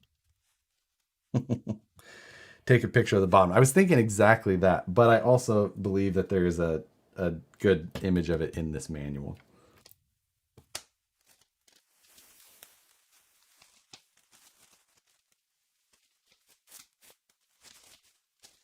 Which, yeah, there is. There's a clearer one there.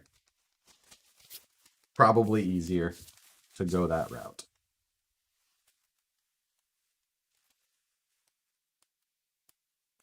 Look up Hobby Concepts. He had a video. I'll check that out. I know people have talked about that.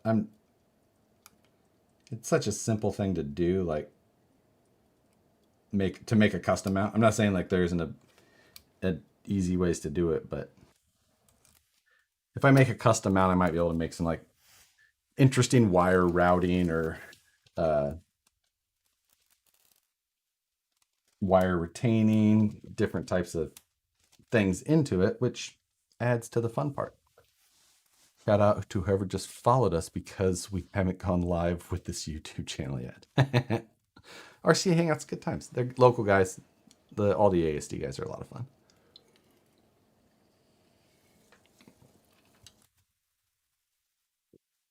So, all right.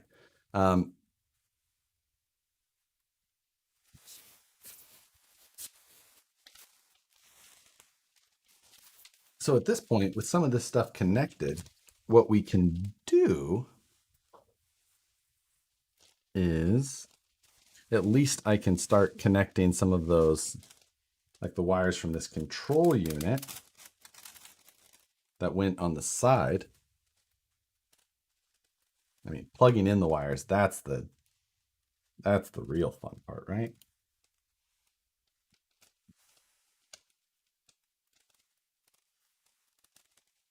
And we'll figure out how to make all this look reasonable then here soon. What body is planned for the 6x6? Who's talking about 6x6 minis?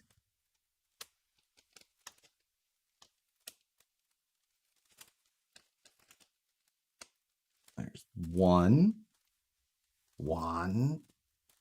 I imagine that these all can only go in one spot, but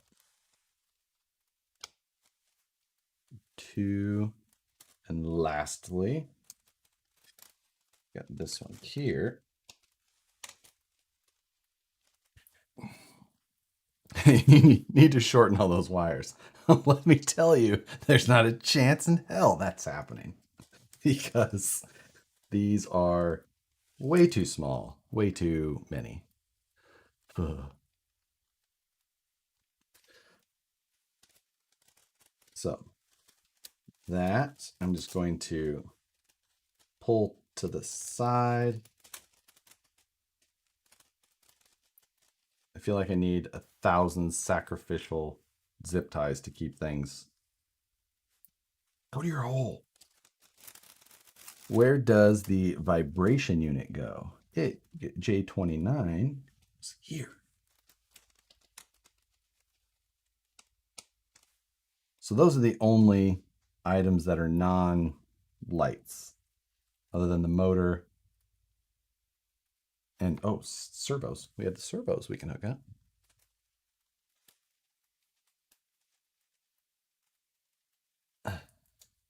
Jessica Mack join. Afternoon, everyone. I'm so late to the stream today.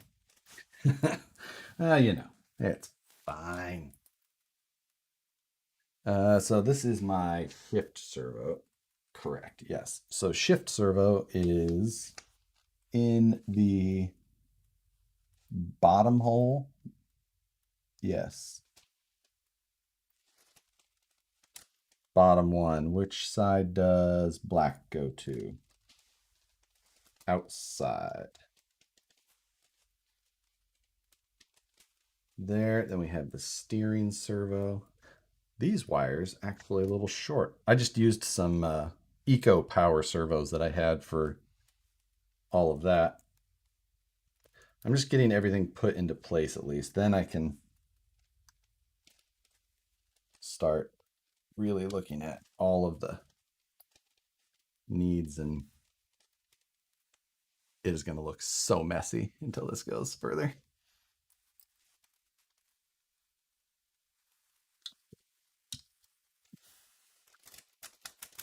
These, what are these? Oh, this goes to the receiver. I can put the receiver like right, close, but it's like I'm almost gonna have to put it far away just so I can use up some of that wire, because I do not feel like shortening all of those wires. Ooh. I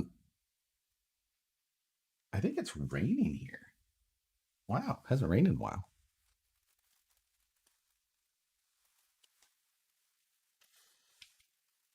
Okay. Oh, there's.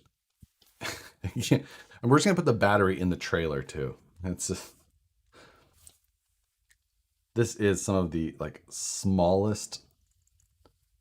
Obviously, these things don't pull much power because this is the tiniest wire for the power feed of this entire thing, and it's like kind of low quality, like not very flexible wire. Oof. Any plans on upgrading to the new RTX cards? I think that I probably will. One of my goals is I've got a bunch of those projects to get done around here. Just a handful of 50K truck will be done before too long. I want to get the long wheelbase UMG done. The bomber's done. That's done. That's another ripper for a guy. Drag cars is just kind of ongoing. Not worried about that. Ben's Woods Runner is another one that is high on my list. Then there's like scale nationals trucks. Like I don't even know. Like at this point, I don't know what to expect for anything. So I don't know if I'm going to build a new class 1 and a class 3. That was my class 2, which still needs work technically. I just, but anyway, the whole point of that was that I want to build a new desk for in here using this top, but building a whole new desk for underneath. And I want to build a new PC to go into it. So I don't know. Or maybe I need a new 3060 Ti for this. You know, that would be good too.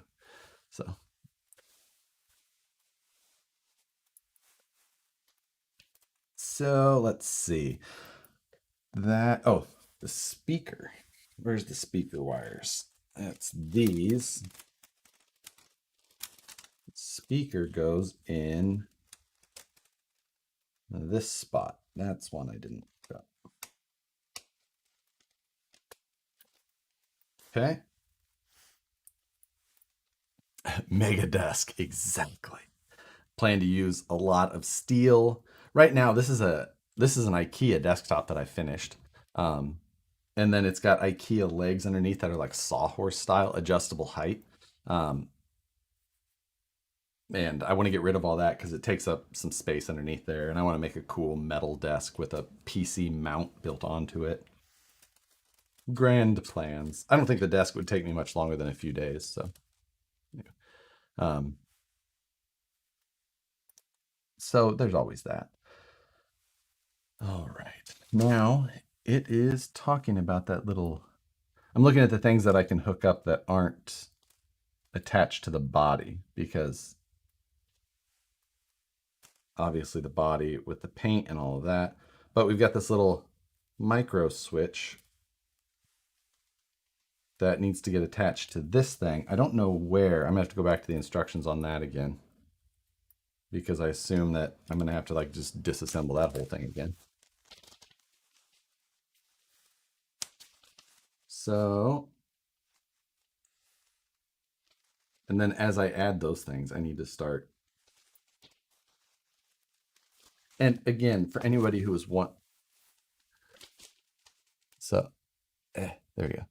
See, that is the truck I have, and you can see the speaker, the vibration unit underneath of it, an MFU on top, everything exactly where it's supposed to be.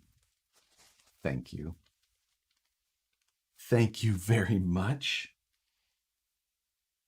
So, all right, oh yeah, what was I looking for? That, oh, yeah, no, I did forget the micro switch. It was right there in the instructions.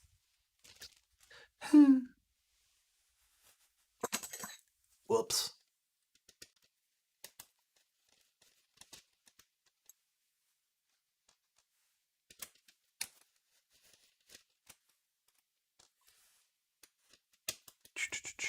So you got the wrong speaker then?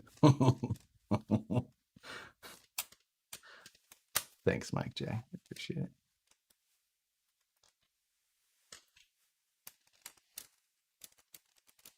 All right. We got to disassemble this thing.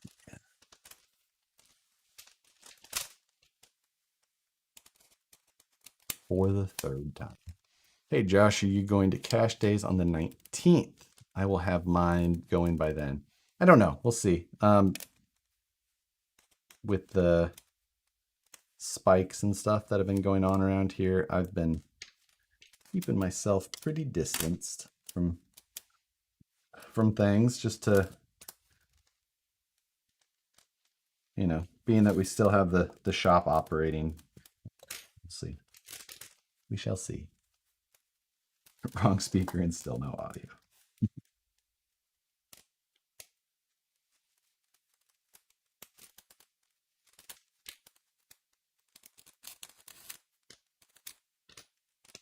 All right, we need to get the eyeglass screwdriver in.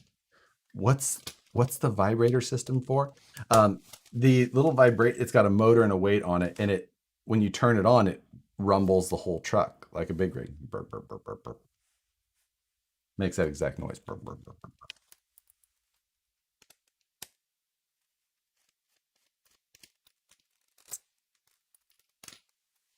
Let's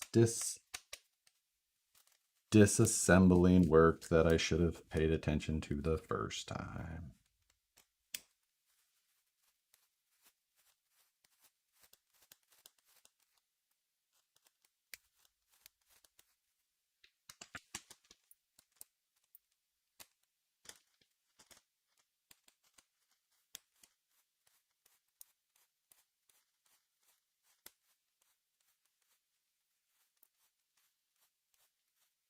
I'm trying to show you guys a close-up of this little micro switch because it's actually super rad.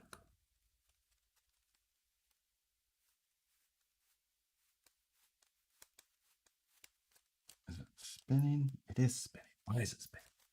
Why couldn't they just use a normal nut on this thing? Because Tamiya.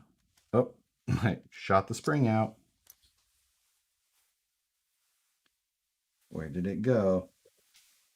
God damn it. Where's my phone? There's my phone.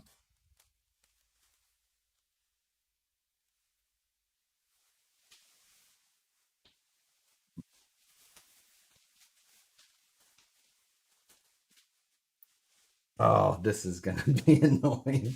It is a little silver spring. Found it.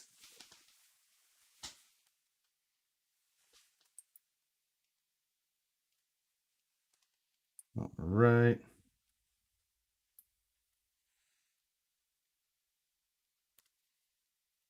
Oh.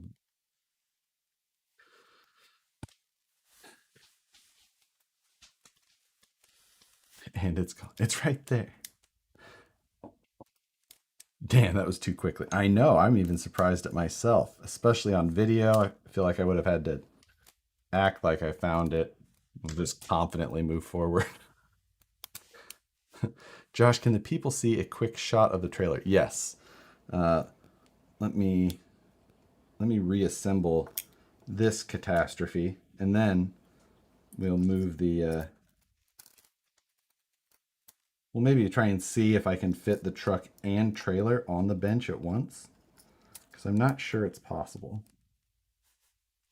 All right. First, this little micro switch. This little thing.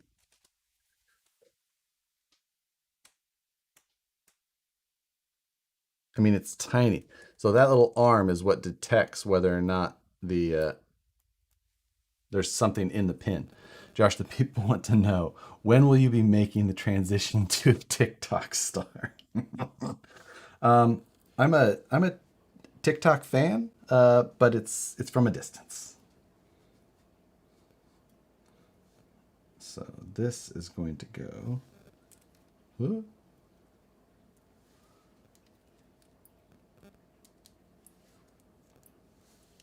Yeah. Not gonna lie, I like TikTok.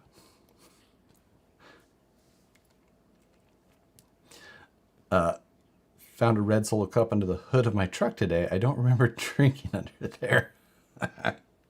Hey, Seth's RC Garage. Thanks for the donation. I guess I'm out for now. Have a good night. Hey, thank you, sir. Thanks for joining.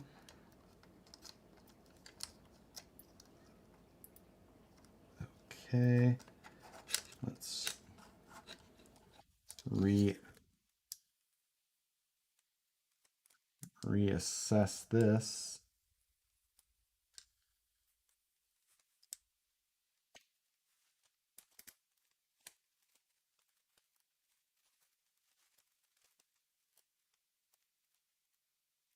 Get in the hole.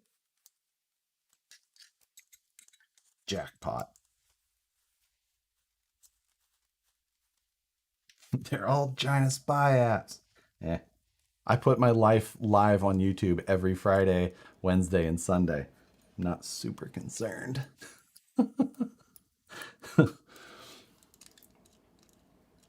Oh, Ben says, what's the entire length of this rig? And I actually don't, I haven't connected the two yet. Matt showed me a photo of his all connected.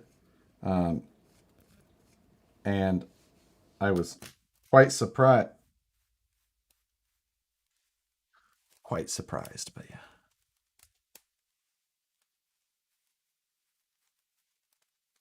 Come.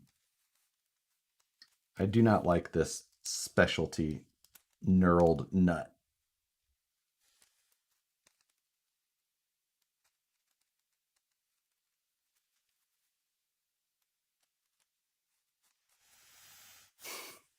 How many squares was it? He told me. Let me look up the number he gave me in squares. It was 40. His is 48 squares long. I think he had to take the mat and move it several times to get them all, and then he had to add it, so there's a chance of error.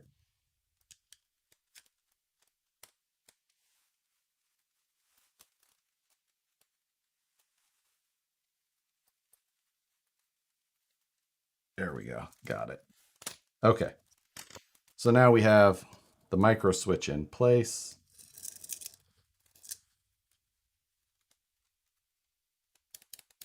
Perfect. I have fixed my screw up temporarily until I screw up again. Let me make sure that I put it in the right way.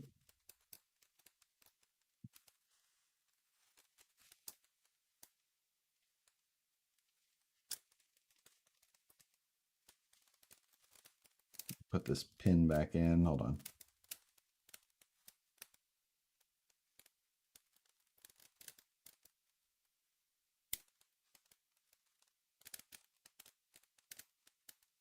Oh, got to tighten that screw and it won't let anything go down. There we go.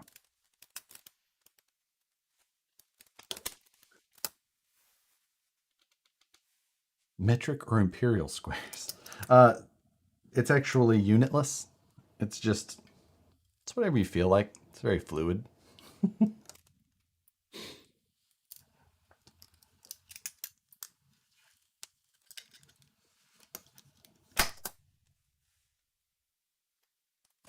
The wrong squares.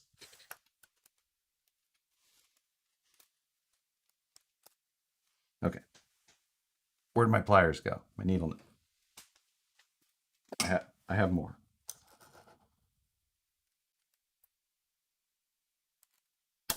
Got it. I've put that little clip on and off more times than anybody should have to while building one of these things. Okay. Now we need to put that back onto here.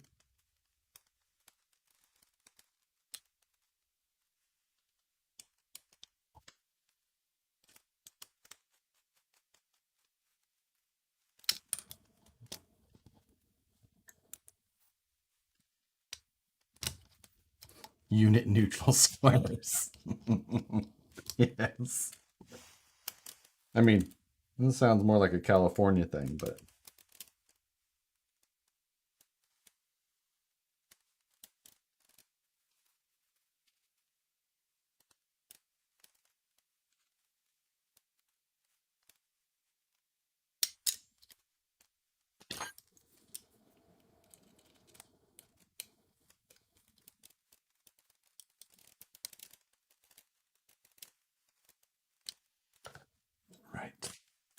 All right.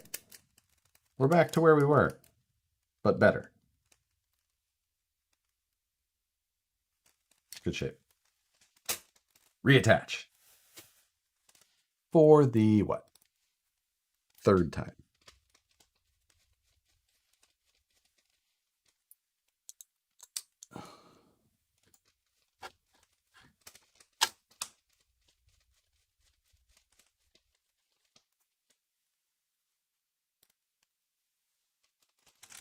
Shoot, dropped a screw. That's okay. What do you...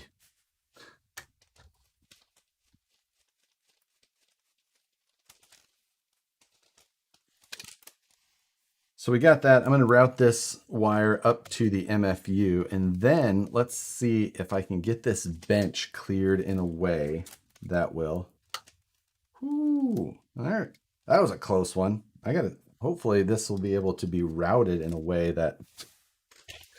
I might actually have to extend that wire.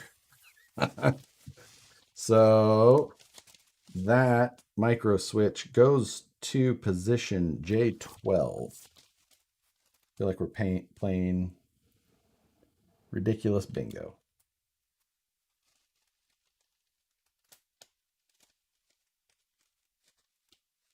All right. All right, let's clean this bench up a little. I just hit my funny bone. Mother. And then we're going to try and put the trailer on the bench. I'll show you guys inside the PC and my current ideas for how that's going to progress. This is some quality ASMR while working on discrete math and quantum home. Hey, nice. Oh man, I remember discrete. That was fun.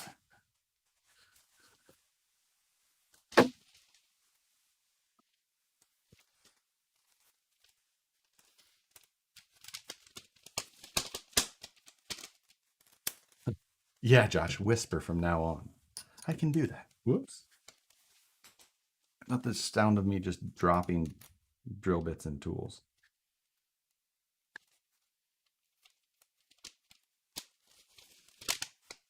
Oh. So, I'm getting there. Everybody have a very specific way they like to have their tools put back in their toolbox? Or do you guys just throw them in? I'm pretty specific. The way my drivers have to be put back, there's an order. Even though they're not like foam cut, there's an order. Everything has to go.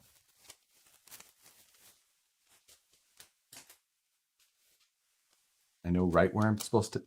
Like, why is that not where it is? I know exactly where it should be.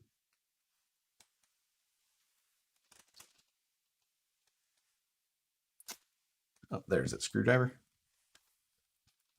Okay, got some creamer. White Russian, anyone? Oh, yes. Moose job. That would have been fantastic. There are no mistakes in RC, just happy little accidents. Okay. We're getting there. This has been a very busy project on what toolbox? What's wrong with That's what the bench is for. I mean, I've been all over. I've been in the situation where all of my tools just got kept in like a Dremel bag. Dremel bag was my toolbox for a long time when I got into art. Like when I was in college and apartment living, things like that. Like I didn't have anything for tools. So it's just like, just gets thrown in here. And I didn't even really know the size of things. Like I didn't know that it was a 2mm driver. I was like, that's the green handle. That's the blue handle. Like that's all I knew. I just hadn't learned anything yet. And my builds reflected that, but you learn as you go, right? Okay. So many wires to do still. Those are going to be fun. All right. These are all 8mm. Put those back in the 8mm. Same with these. 3mm lock nuts. Okay. Now, I think I have enough room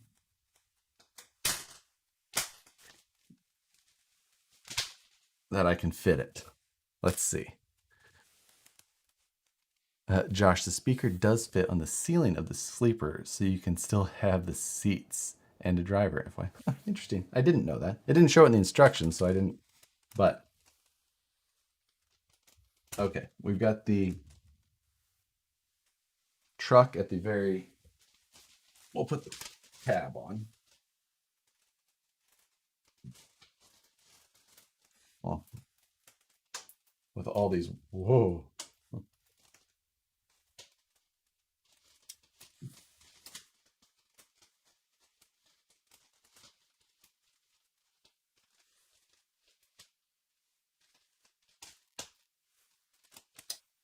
We're going to get the tab set in place at least.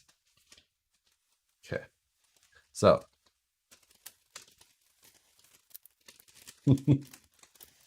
Jesus.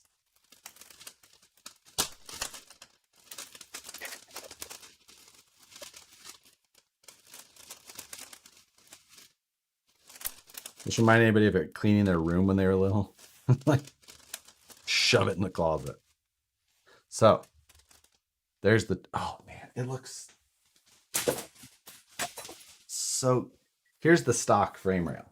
So, I'm going to put it right there. You can see how much shorter it would have been. I mean, 6 inches is, 6 inches is substantial. Just saying. It's a good number. So glad that I bought the stretch. Now, the fun part. Hold on.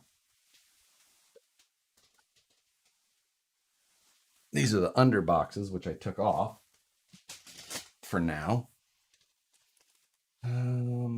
That's we're gonna flip this. Who made the frame rails? I got them from Semi Joe. Joe's Truck Stop, something like that. That's not much of a stretch. It's not ridiculous. I agree, you know. Now, ask Matt, and it's totally ridiculous. But, wait, no. Damn it. Never mind. Back the other way.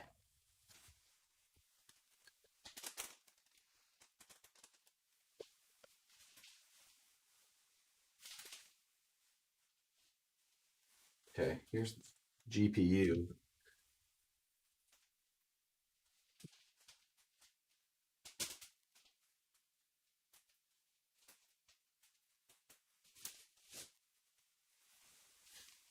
These are some of the stock sides to the trailer, but we're not using those either. So,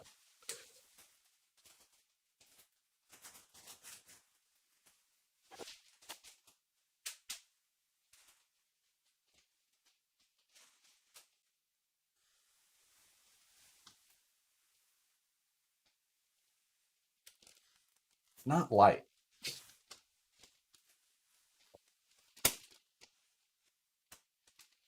All right. So let's couple this.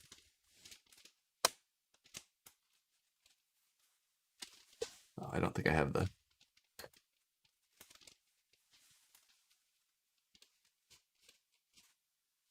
There is that.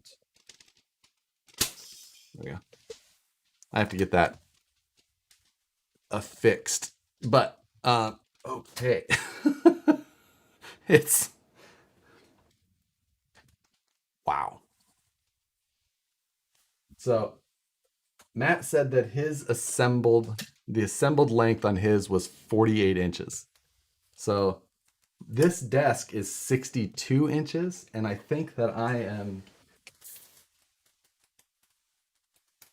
the length of it. Or maybe it's 59 inches. I am like right at 60 inches long.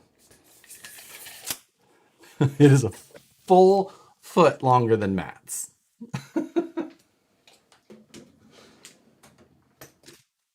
A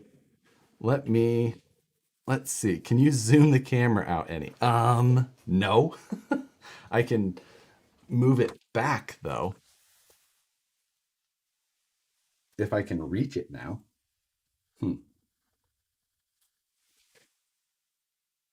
Hold, please.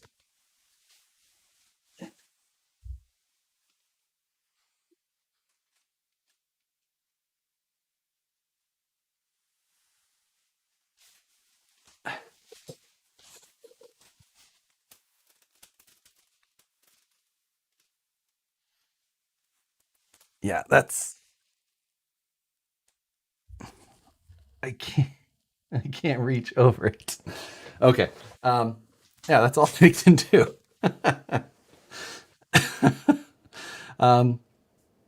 So here is the start to this thing. You can see this is the radiator up front. It's mounted on the back side. I'll spin this thing around probably and be able to see.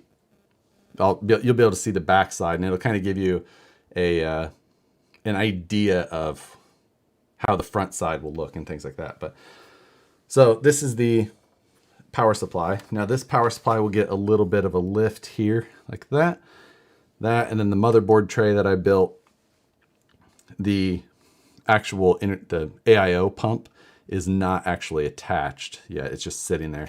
But we've got the RAM in there. It's an ITX size, or micro ITX, mini ITX. I don't know, whatever one it is. Typical small form factor ITX stuff. That, then the graphics card, which is this here. This is a 2060 KO. This is actually the same graphics card that I run in this room on the on my streaming PC, because I use the RTX for the audio processing. So I don't really game in here, but you need RTX just for the audio processing for streaming to make it a little bit easier. But so this here is my PCI Express extension cord, and it goes under the motherboard tray, then it will come out. And this is actually going to mount here abouts, and it will be up kind of against the side of the trailer, and it will be, the trailer will have stuff. Let me disconnect the truck. Okay, got that.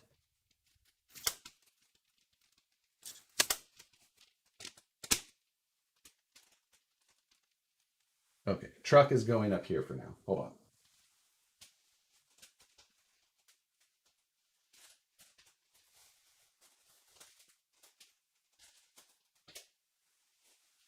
Stay.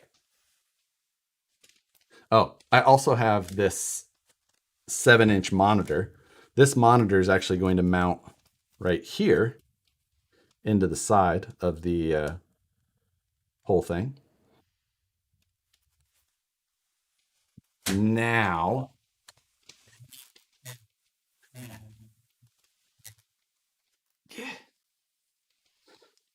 okay, so this portion here, this is a piece of ABS plastic, and I designed this and then milled it on the CNC router, and that's what's allowing me to mount like all of these things. You can see all of these screws around the back side. There's a 3D printed bracket that adapts between this piece and the motherboard tray I made. But I'll have these type of panels here, and then another one here, and then 2 more on the front side as well. So they're all actually, they'll be windowed so you can see into, and you can see the items, and they'll be lit and all of that. But there'll also be a final panel that will go on the outside of this whole thing that will be either removable or it'll fold down. And that will be just a solid panel. So it'll look like a very inconspicuous trailer when you want it to. So that's the actual point behind it. Now right here, which you can barely see that is a little projector. It's a little LED projector. So that will mount right back here, and it will be able to project the signal outward. But I will also have an actual display port hookup for a traditional monitor, which will work. Like I said, the graphics card will be over here, and then there'll be storage inside of here for mouse, wireless mouse and keyboard. Yeah, it's coming along. So there'll be, I mean, there's still so much to do. All of the wiring that goes in here is going to make that MFU look ridiculous. So you can watch flying cars in large size. Magnets. So magnets is definitely a thought on how I'm planning to attach the outside. The only thing I don't know is if I want it to stay and just be like fold down. I could still do magnets across the top, but I'm not sure. So little things still to deal with as far as that goes. What are you doing? What are you doing with it when you're fully done with it? That is a fantastic question, Jeffrey. I have no idea. So yeah, have you considered a projector keyboard? I've seen them, but I think I kind of like a traditional keyboard. So yeah, there's still a ton of stuff left. Once this is all in here and like actually mounted, like everything will look good. There'll be a lot of effort put into cleaning up and hiding things so that you, if I don't want you to see it, you don't see it. That'll be the idea. What I can do is I'm going to slide this back. I'll show you something. Have you thought about mounting the keyboard to the fold down flat panel turns in? I have. That's kind of why I thought about that. But at the same time, I can't use a very thick outer panel or it just won't look right. And I don't think it would be rigid enough. So I thought about it, but I don't think that that's the route that I'm going to go. And un momento, por favor. So I'm just firing up Fusion 360. I'll show you guys a little bit about what the design actually shows in this. This will be the computer that all new Vanquish products will be designed. Fire Marshall Bill. Let me show you something.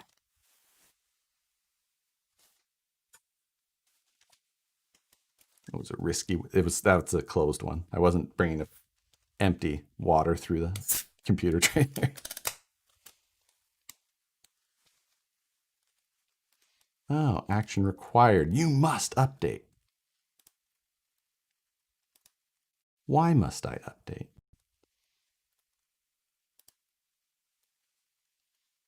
We'll see. I'll do that shortly. But before that, I'm going to do this. Scene. Bam.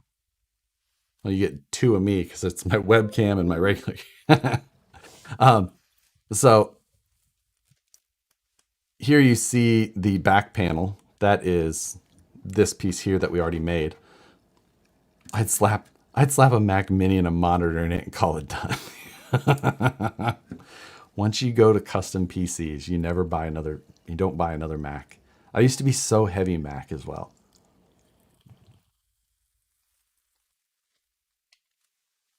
So, I think I have a bunch of stuff turned off. No, I do not. So on the front side, this is kind of how these panels are going to look. It'll have a window so you see into where the CPU and the pump block, the RAM, all of that stuff, you'll see into it. And then a lot of the other portion that kind of had all the wires and cables, you won't see to it from this side. This will be the monitor, and it'll have a 3D printed bezel around it. And the AIO, the radiator and everything's behind that. You won't see it from this side, but you'll have a window into it from the bottom there, and then you'll of course have the backside view. So that's the plan for that. I still have to make some adjustments to this piece here just because I made some mistakes on little things.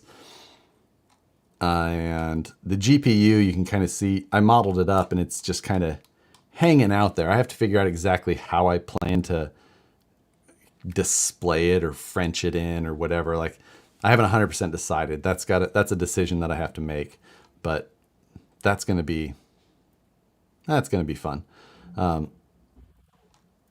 Yeah, that, and then I don't know. That's about all I've got done. I haven't got a ton more work done. This has been a lot of work as it is. All of these parts and modeling and whatnot, but go back to, there we go. So, isn't there a silicon-based keyboard that can roll up to about the size of a soda? Honestly, I'm not at much of a space premium in here. I bought a very small wireless keyboard, like this thing here. It's super tiny. Like, it's not, it, it's lightweight, it's tiny. It'll fit in there easily. So, it shouldn't be that bad. So Proline's sending 18 crawler tires for this build.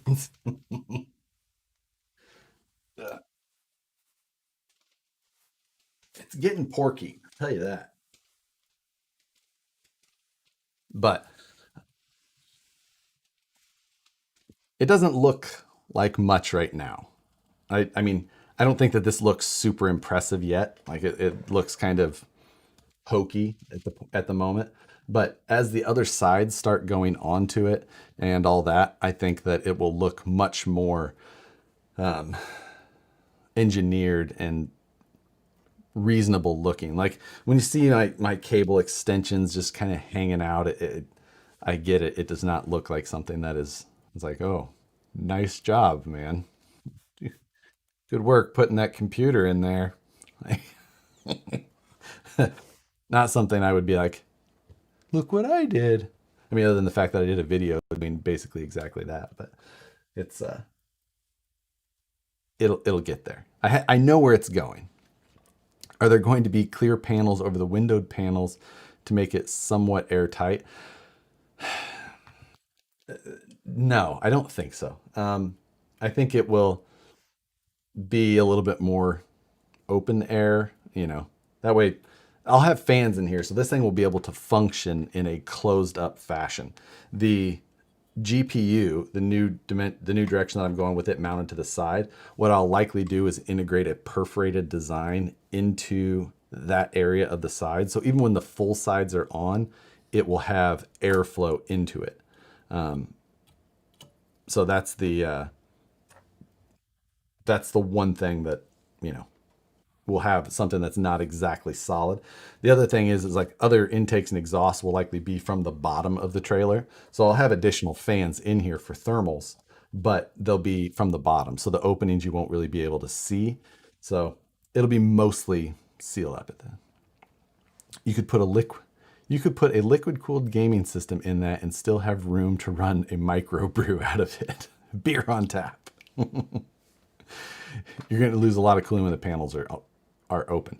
Yeah, but it'll be open air test bench at that point, and really I won't lose cooling then because it'll be open air. I'll have cooler temps inside, So not really. Like cooling will actually be easier, better at that point even. So especially the fact that I'm running an AIO, like it'll only be an improvement. Oh, look, my spare tire rack at the back used for batteries. So I got a power supply, but it's not going to be like a battery operator, but it's not going to be enough to run I don't think it would be enough to run this 550 watt. It's from anti-gravity batteries. That was kind of cool. Josh used the wire stickers, seriously. Oh, I definitely plan to. The wire label stickers, yes, absolutely will be. Just install a reefer. Well, it is a reefer here, and this will actually, the back side of the panel that this is in front of will be cut out because these intakes will be functional because you can't see it, but right in there is a fan. So the fan will pull air in through the reefer in there. So the reefer is actually functional. It's just not in the actual refrigerated reefer style. But are you going to run dual fans on the radiator? Possibly. It's only 120 millimeter radiator, you know, so it's a possibility. It's an easy one. It's easy to do. The only thing is that the EVGA AIO actually runs the fans in a different way than like my other AIOs. AIO, for anyone who doesn't know what I'm talking about, it's called an all-in-one. It's the pump, the lines, the radiator, and everything. They call it an AIO because you can actually like buy a separate pump, buy water blocks, but and do everything manually. Did I just lose? No, audio's still there. So yeah, that's the. But I don't know. It's I mean, it's not like a. It's an i5 processor. Um, it's got 16 gigs of RAM. I mean, they're all nice components. They're not like super horsepower, but it's very nice components overall. I'm guessing that this PC is probably, I don't know, three, four, five, six. I don't know. It's probably just under like a little under $1,000 in parts for the PC stuff, plus the truck and blah, plus the truck and monitors and projectors and all that. Whew. This video was awesome till the computer talk. Now I'm lost. So yeah, this is it's going pretty well though. Still lots to do, but we'll get there. And oh, it's kind of hard to shuffle a massive semi trailer and a massive semi truck,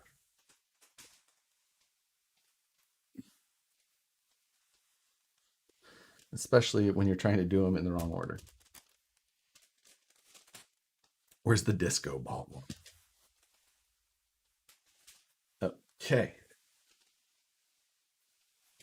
I'm just going to put this back on the shelf. But again, I need to flip it. Almost dropped the GPU.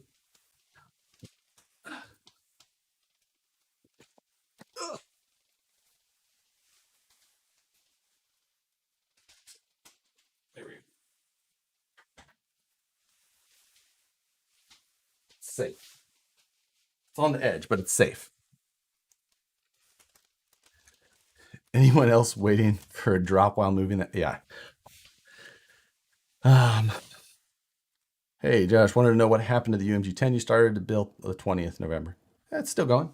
We worked on it, I don't know, a few weeks ago, or I guess that was probably then. It's still going. Just another truck that's getting worked on.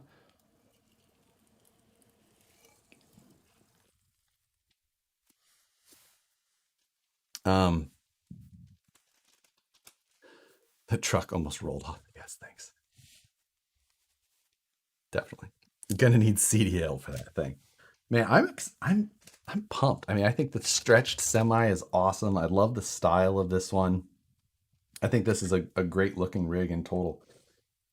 I still have a lot of parts to would get or to get added to it. I've got to get the rest of the rear bumper and all that.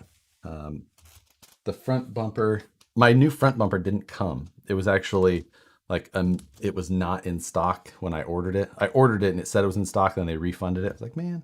So, but I'm gonna get a large aluminum front bumper, big solid piece, rather than the smaller one that it comes with. Might do a new grill, but I got a big visor for it. Big stacks. That's just so much. I'm really kind of excited about. I mean, for a hard body too, right? What am I? You're gonna put a camera in the cab. It would actually be really hard to fit one because of there's a speaker that sits right here, and I only have like a half of an inch in there. Even one of my little FPV cameras would probably be pretty hard to fit. Brass stacks. Need to lower it. I don't have a lot of travel. I'd have to look at some of the things that people do to get them lower. Because I agree, lower is better. I guess the rear is more what I'm wondering on. I'll have to look at that because, yes, lower is cool. But I guess if I lower it, then I have to compensate for the trailer position. They make a drop axle. Oh, bag it. Yeah, I guess I'd have to look at how they handle the trailer, you know, the actual hitching point as well, to make sure that that all aligns properly. Because yes, lowered semis also cool. Extended sleeper. This is the stock box or stock sleeper, but I'm not sure if this is replicating an extended sleeper or not.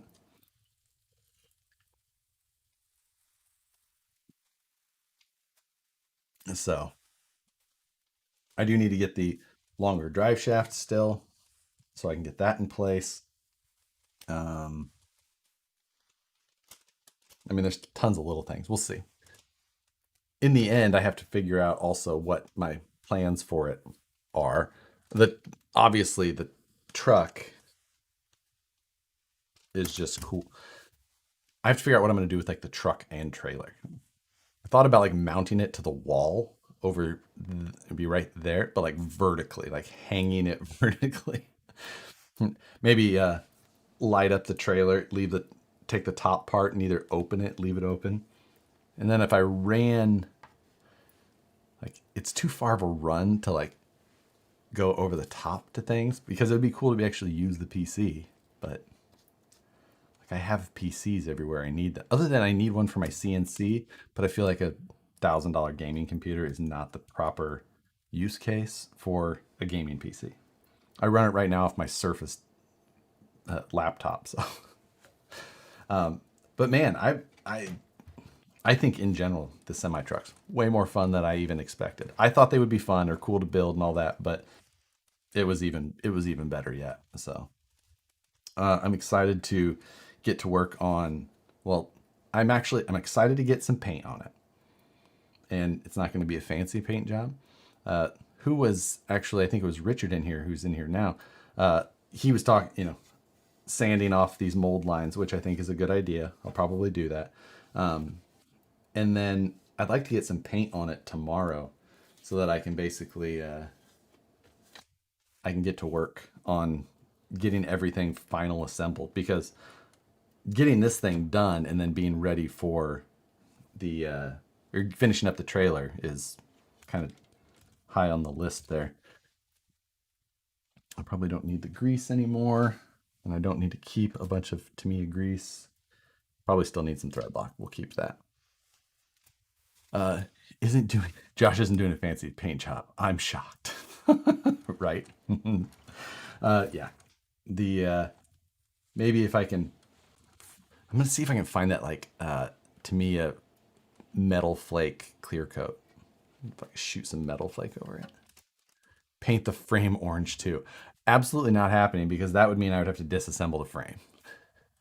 I do want to do a frame cover that goes over it, just the extended section, because I think those look great. If you end up needing a second try at the paint job, I have my full Grand Hauler cab brand new. Ooh, what do you know? That's not a bad to hear. Pearl overcoat. Is that what it's called, Phoenix, or are you just saying that's what I should do? Because something like that is what I would like to do. And I'd like to use way too much of it. A white frame would be sick. Chrome the whole damn thing. That sounds like a lot of work. But yeah, I think that I'm actually, by the time I get this micro switch routed down and inside the frame rail and then back, this thing is either going to be right at the length I need, or I'm actually going to have to extend it. So that's, yeah. Josh painting a truck. Have to see that. Yeah, I know. Send it over to RC Patinikai. That would be interesting. He and I talk every once in a while, and he was mentioning it, but my thing is just timeline. I just got to get things just done. I just got to knock them out and get moving. So that would, otherwise I would have it painted, but yeah, bass boat that thing. That is what I'm thinking. Way too much flake. That's always a winner. Somebody say something about what about aluminum wheels? Definitely would be cool. It's just whether or not, like for me at this point, I want to just get it done. Ordering aluminum wheels, definitely. I didn't glue these tires. These are not glued on. They're just on there for now. So it's a possibility, but right now, we'll see. We'll see how everything goes first. There's a lot of work to be done in that, and just parts cost on that is, there's a lot in this thing. Pull a Dan Davidson with the John Deere VS 410, but orange. Ah! Yeah. Man. But I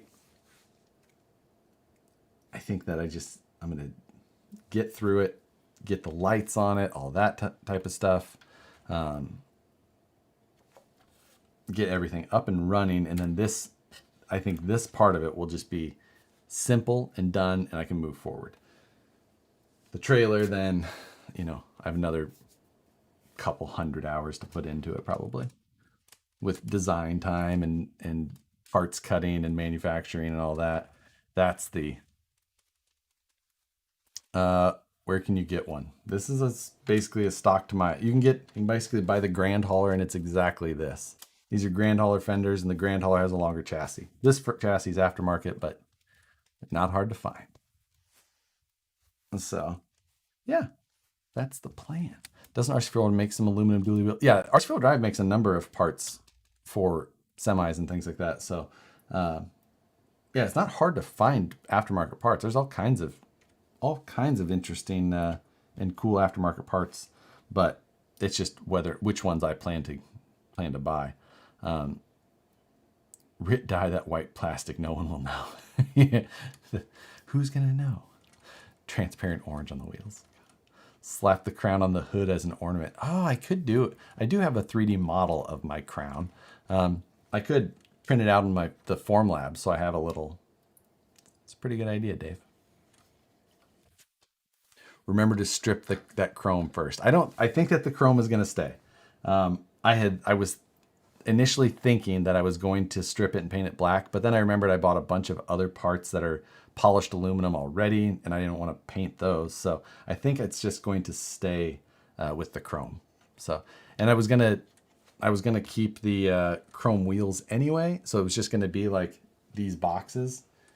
And so I'm like, at this point, I'm just going to stay with the chrome. If anything, maybe I could pick up some aluminum fuel tanks and things like that. But at this point, not something I'm super worried about. I'm more worried about getting this thing painted reasonably. When will that Class 3 project be for sale? I'll buy it. It sold. I sold it basically right after Nationals got canceled. I was just like, okay. It was only up for sale on my website for like a day. 2 days. So got the Grand Hauler at RC Country. Anyone nearby? Oh, see, I couldn't get the Grand Hauler when I was trying to get this because they were out of stock and didn't know when they'd be back. And then just no. Everyone's giving me color options. It's going to be orange. Obviously, it's going to be orange. Just whether or not it's going to have ridiculous amounts of metal flake. Hey, Lone Star RC guy, thank you for the donation. Appreciate it. Is the G-Made still up for grabs? The G-Made? I don't think so, because I don't even know which one we're talking about.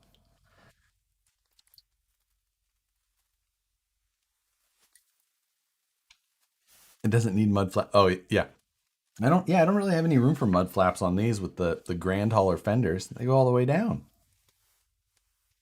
But I definitely need to pick up since I bought an aftermarket drive shaft and it was just half the length. The one thing I was thinking, I was like, I could use this one and then do the carrier bearing just so that I get the look of this without wasting the money. But we'll see. It's one of those things. Not super worried about it, but we'll find out. I guess I have to find out what length drive shaft I actually need and then buy that. So much fun. The Power Wagon, you still have it now. You said it will be for sale soon. It will be for sale after I redo the like refresh on it. It'll get um a Suits paint job after he's done painting. After Suits is done painting the 50K truck, he's gonna paint the Power Wagon body, and then RC Patina guy, he's gonna do. He's got that Tamiya Ford Escort that came out, the Mark II. I'm gonna have him do the Hoonigan paint job on that for me. Raining down there? It was raining a little bit ago, Bill. And then I might have RC Patina guy do the long wheelbase Unimog too.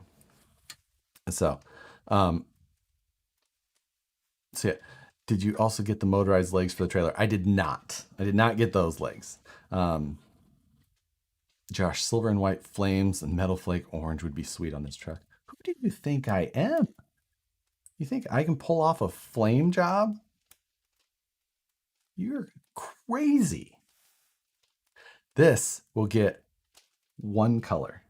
Hopefully, I'm competent at least getting that done. Can you see the front? It's not complete yet. The grill, the lights, and all that isn't on there, and the white balance is so far off right now on this that it's hard to get a real great idea of the texture. But if you're up for it on Sunday, let us know. We'd love to have you back on the show. Shoot me a message, Eric. I've got my live show on Sunday as well for STL Sunday, the 3D modeling one. But if it doesn't conflict time-wise, let me know. I promise I'll only ask you once about new releases, probably. I'd send you a Grand Holler dryer shaft if I knew it would get bent in shipping. Oh, I know what you mean. And is that the right length with the 6-inch stretch? I don't know. It'll be all right. You know you can do the Transformers Mega. I could do the Transformers Megatron paint job. Well, is so God, what is that? Isn't that like just red and is that red and gray? I don't really remember. Terrible at that. Orange. It's getting orange. Convert your 3D printer into a 3-axis paint sprayer. Design paint screaming CAD. I love it. The only flame job Josh has ever done was on an EXO. The more you know. If you know, you know. Orange and white, and call it creamsicle. That is one too many colors for what I'm willing to try. If I try 2 colors, it is just twice the chance of me screwing it all up. It's Optimus Prime. Yeah, Optimus Prime is the Megatron? Or is there 2 different Transformer things? I don't know. I don't know these things. Lizard green. Oh, you guys and your freaking lizard talk tonight. So, yep. This is it's gonna be good. But I have more work to get done on this thing. I've got to get the other like bump, see what other light buckets and things like that I can get installed on it, and we'll see. So probably gonna get back to work on it tonight after I kill this stream. Turn into Jack Burton's Pork Chop Express from Big Trouble in Little China. I freaking love Big Trouble in Little China. I should watch that movie again. Let Nicole paint it. Josh, will this hurt your leg more than a TRX-6? Optimus was the tractor. Megatron was the gun. Oh, see, you could have fooled me.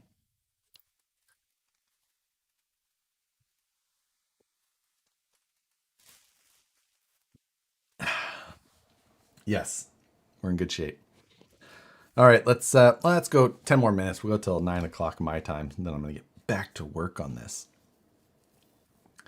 I've built several kits, mostly for trailing. I want to build a kit to get started in some small competitions. Could you recommend an affordable base to start with? That's a tough question, Lone Star, because competition stuff, like you so often basically are replacing everything to be like competitive. Um, so it's a tough one. Like rather other than like building from scratch, or things like that. That's not that you can't be competitive with a stock chassis. You really can. Um, it's that's a really really hard question, man. If I was, I mean, me, if I built my trucks off of VS410 chassis kits, and then you put whatever else you want on there. You could use SCX. I've got some. That Power Wagon that I had that was built as a comp rig is built on an SCX 10.2 chassis. So it's it's so much. You're. I don't have a great answer for you there. Mud flaps on the trailer. I do. The trailer has mud flaps already installed, but trailer has the same fender. It has similar fenders, not the same. They don't go as far down, so the trailer has pretty decent mud flaps on there already. But and it's because the trailer is only a 6 tire. It's not an 8. It's a triple axle, but with like super single styles on it, rather than the duals like this one has.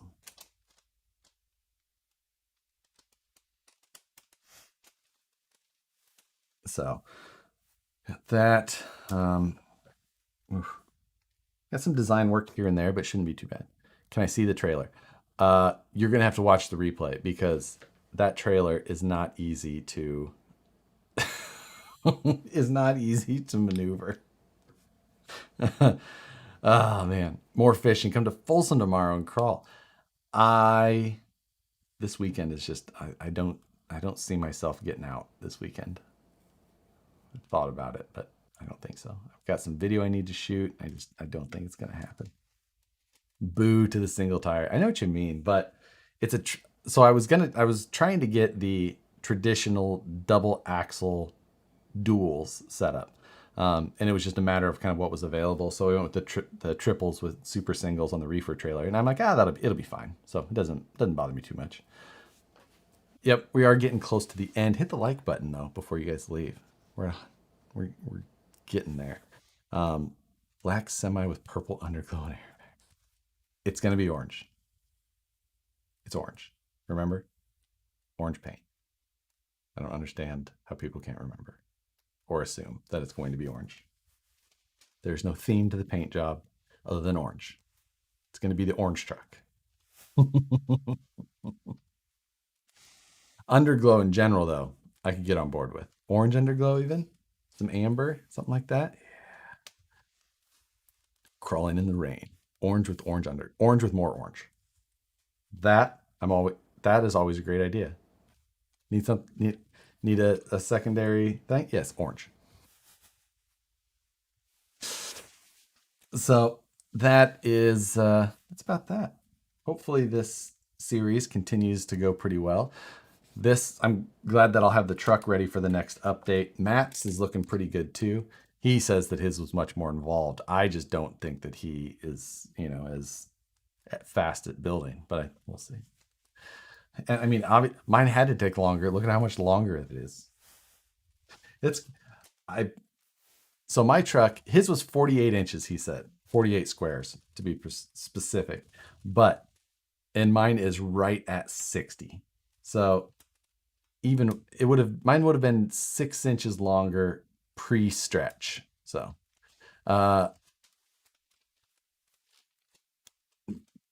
10,000 chicken lights. What does that mean? What shade of orange though? One that is already mixed. I'll tell you that. Well, whatever I decide on, it needs to be orange. Maybe the screen could provide the underglow. Well, it's on the side, so it's not really, it's kind of side glow. It's not in the correct location. I got it, Josh. Paint it orange. What about some chrome girls for the mud flaps? There is some cool, like, accessories like that. Those are all possibilities. It's just whether or not I will find time to add much of that stuff to this truck while this series, because the main focus is that the truck needs to be done and running, functional, the trailer is the, you know, the obvious showpiece to this. It was just building the trailers is really what, you know, allowed us to get this done. It was just like hey, we want to build trailers with gaming PCs inside, and you could send us semi trucks to pull them. And Tamiya was like, sure, yes, mate, we got semi trucks. Dave of RC Patrol, thanks for joining. I appreciate it. Yeah, I think that it's there's just a number of detail, 1,000 details really, and that's going to be the real work. More CAD to come, but anyway. All right, let's call this thing for the night. We're a little earlier than 9, but I have plenty to get back to work on. So, thanks everybody for joining. Hit the like button before you leave, or right after you leave at least, bare minimum. Thanks everybody, appreciate it. See you. Come join Sunday for STL 3D Printing Sunday. We'll do something else, something more fun on CAD design, whatever. Later.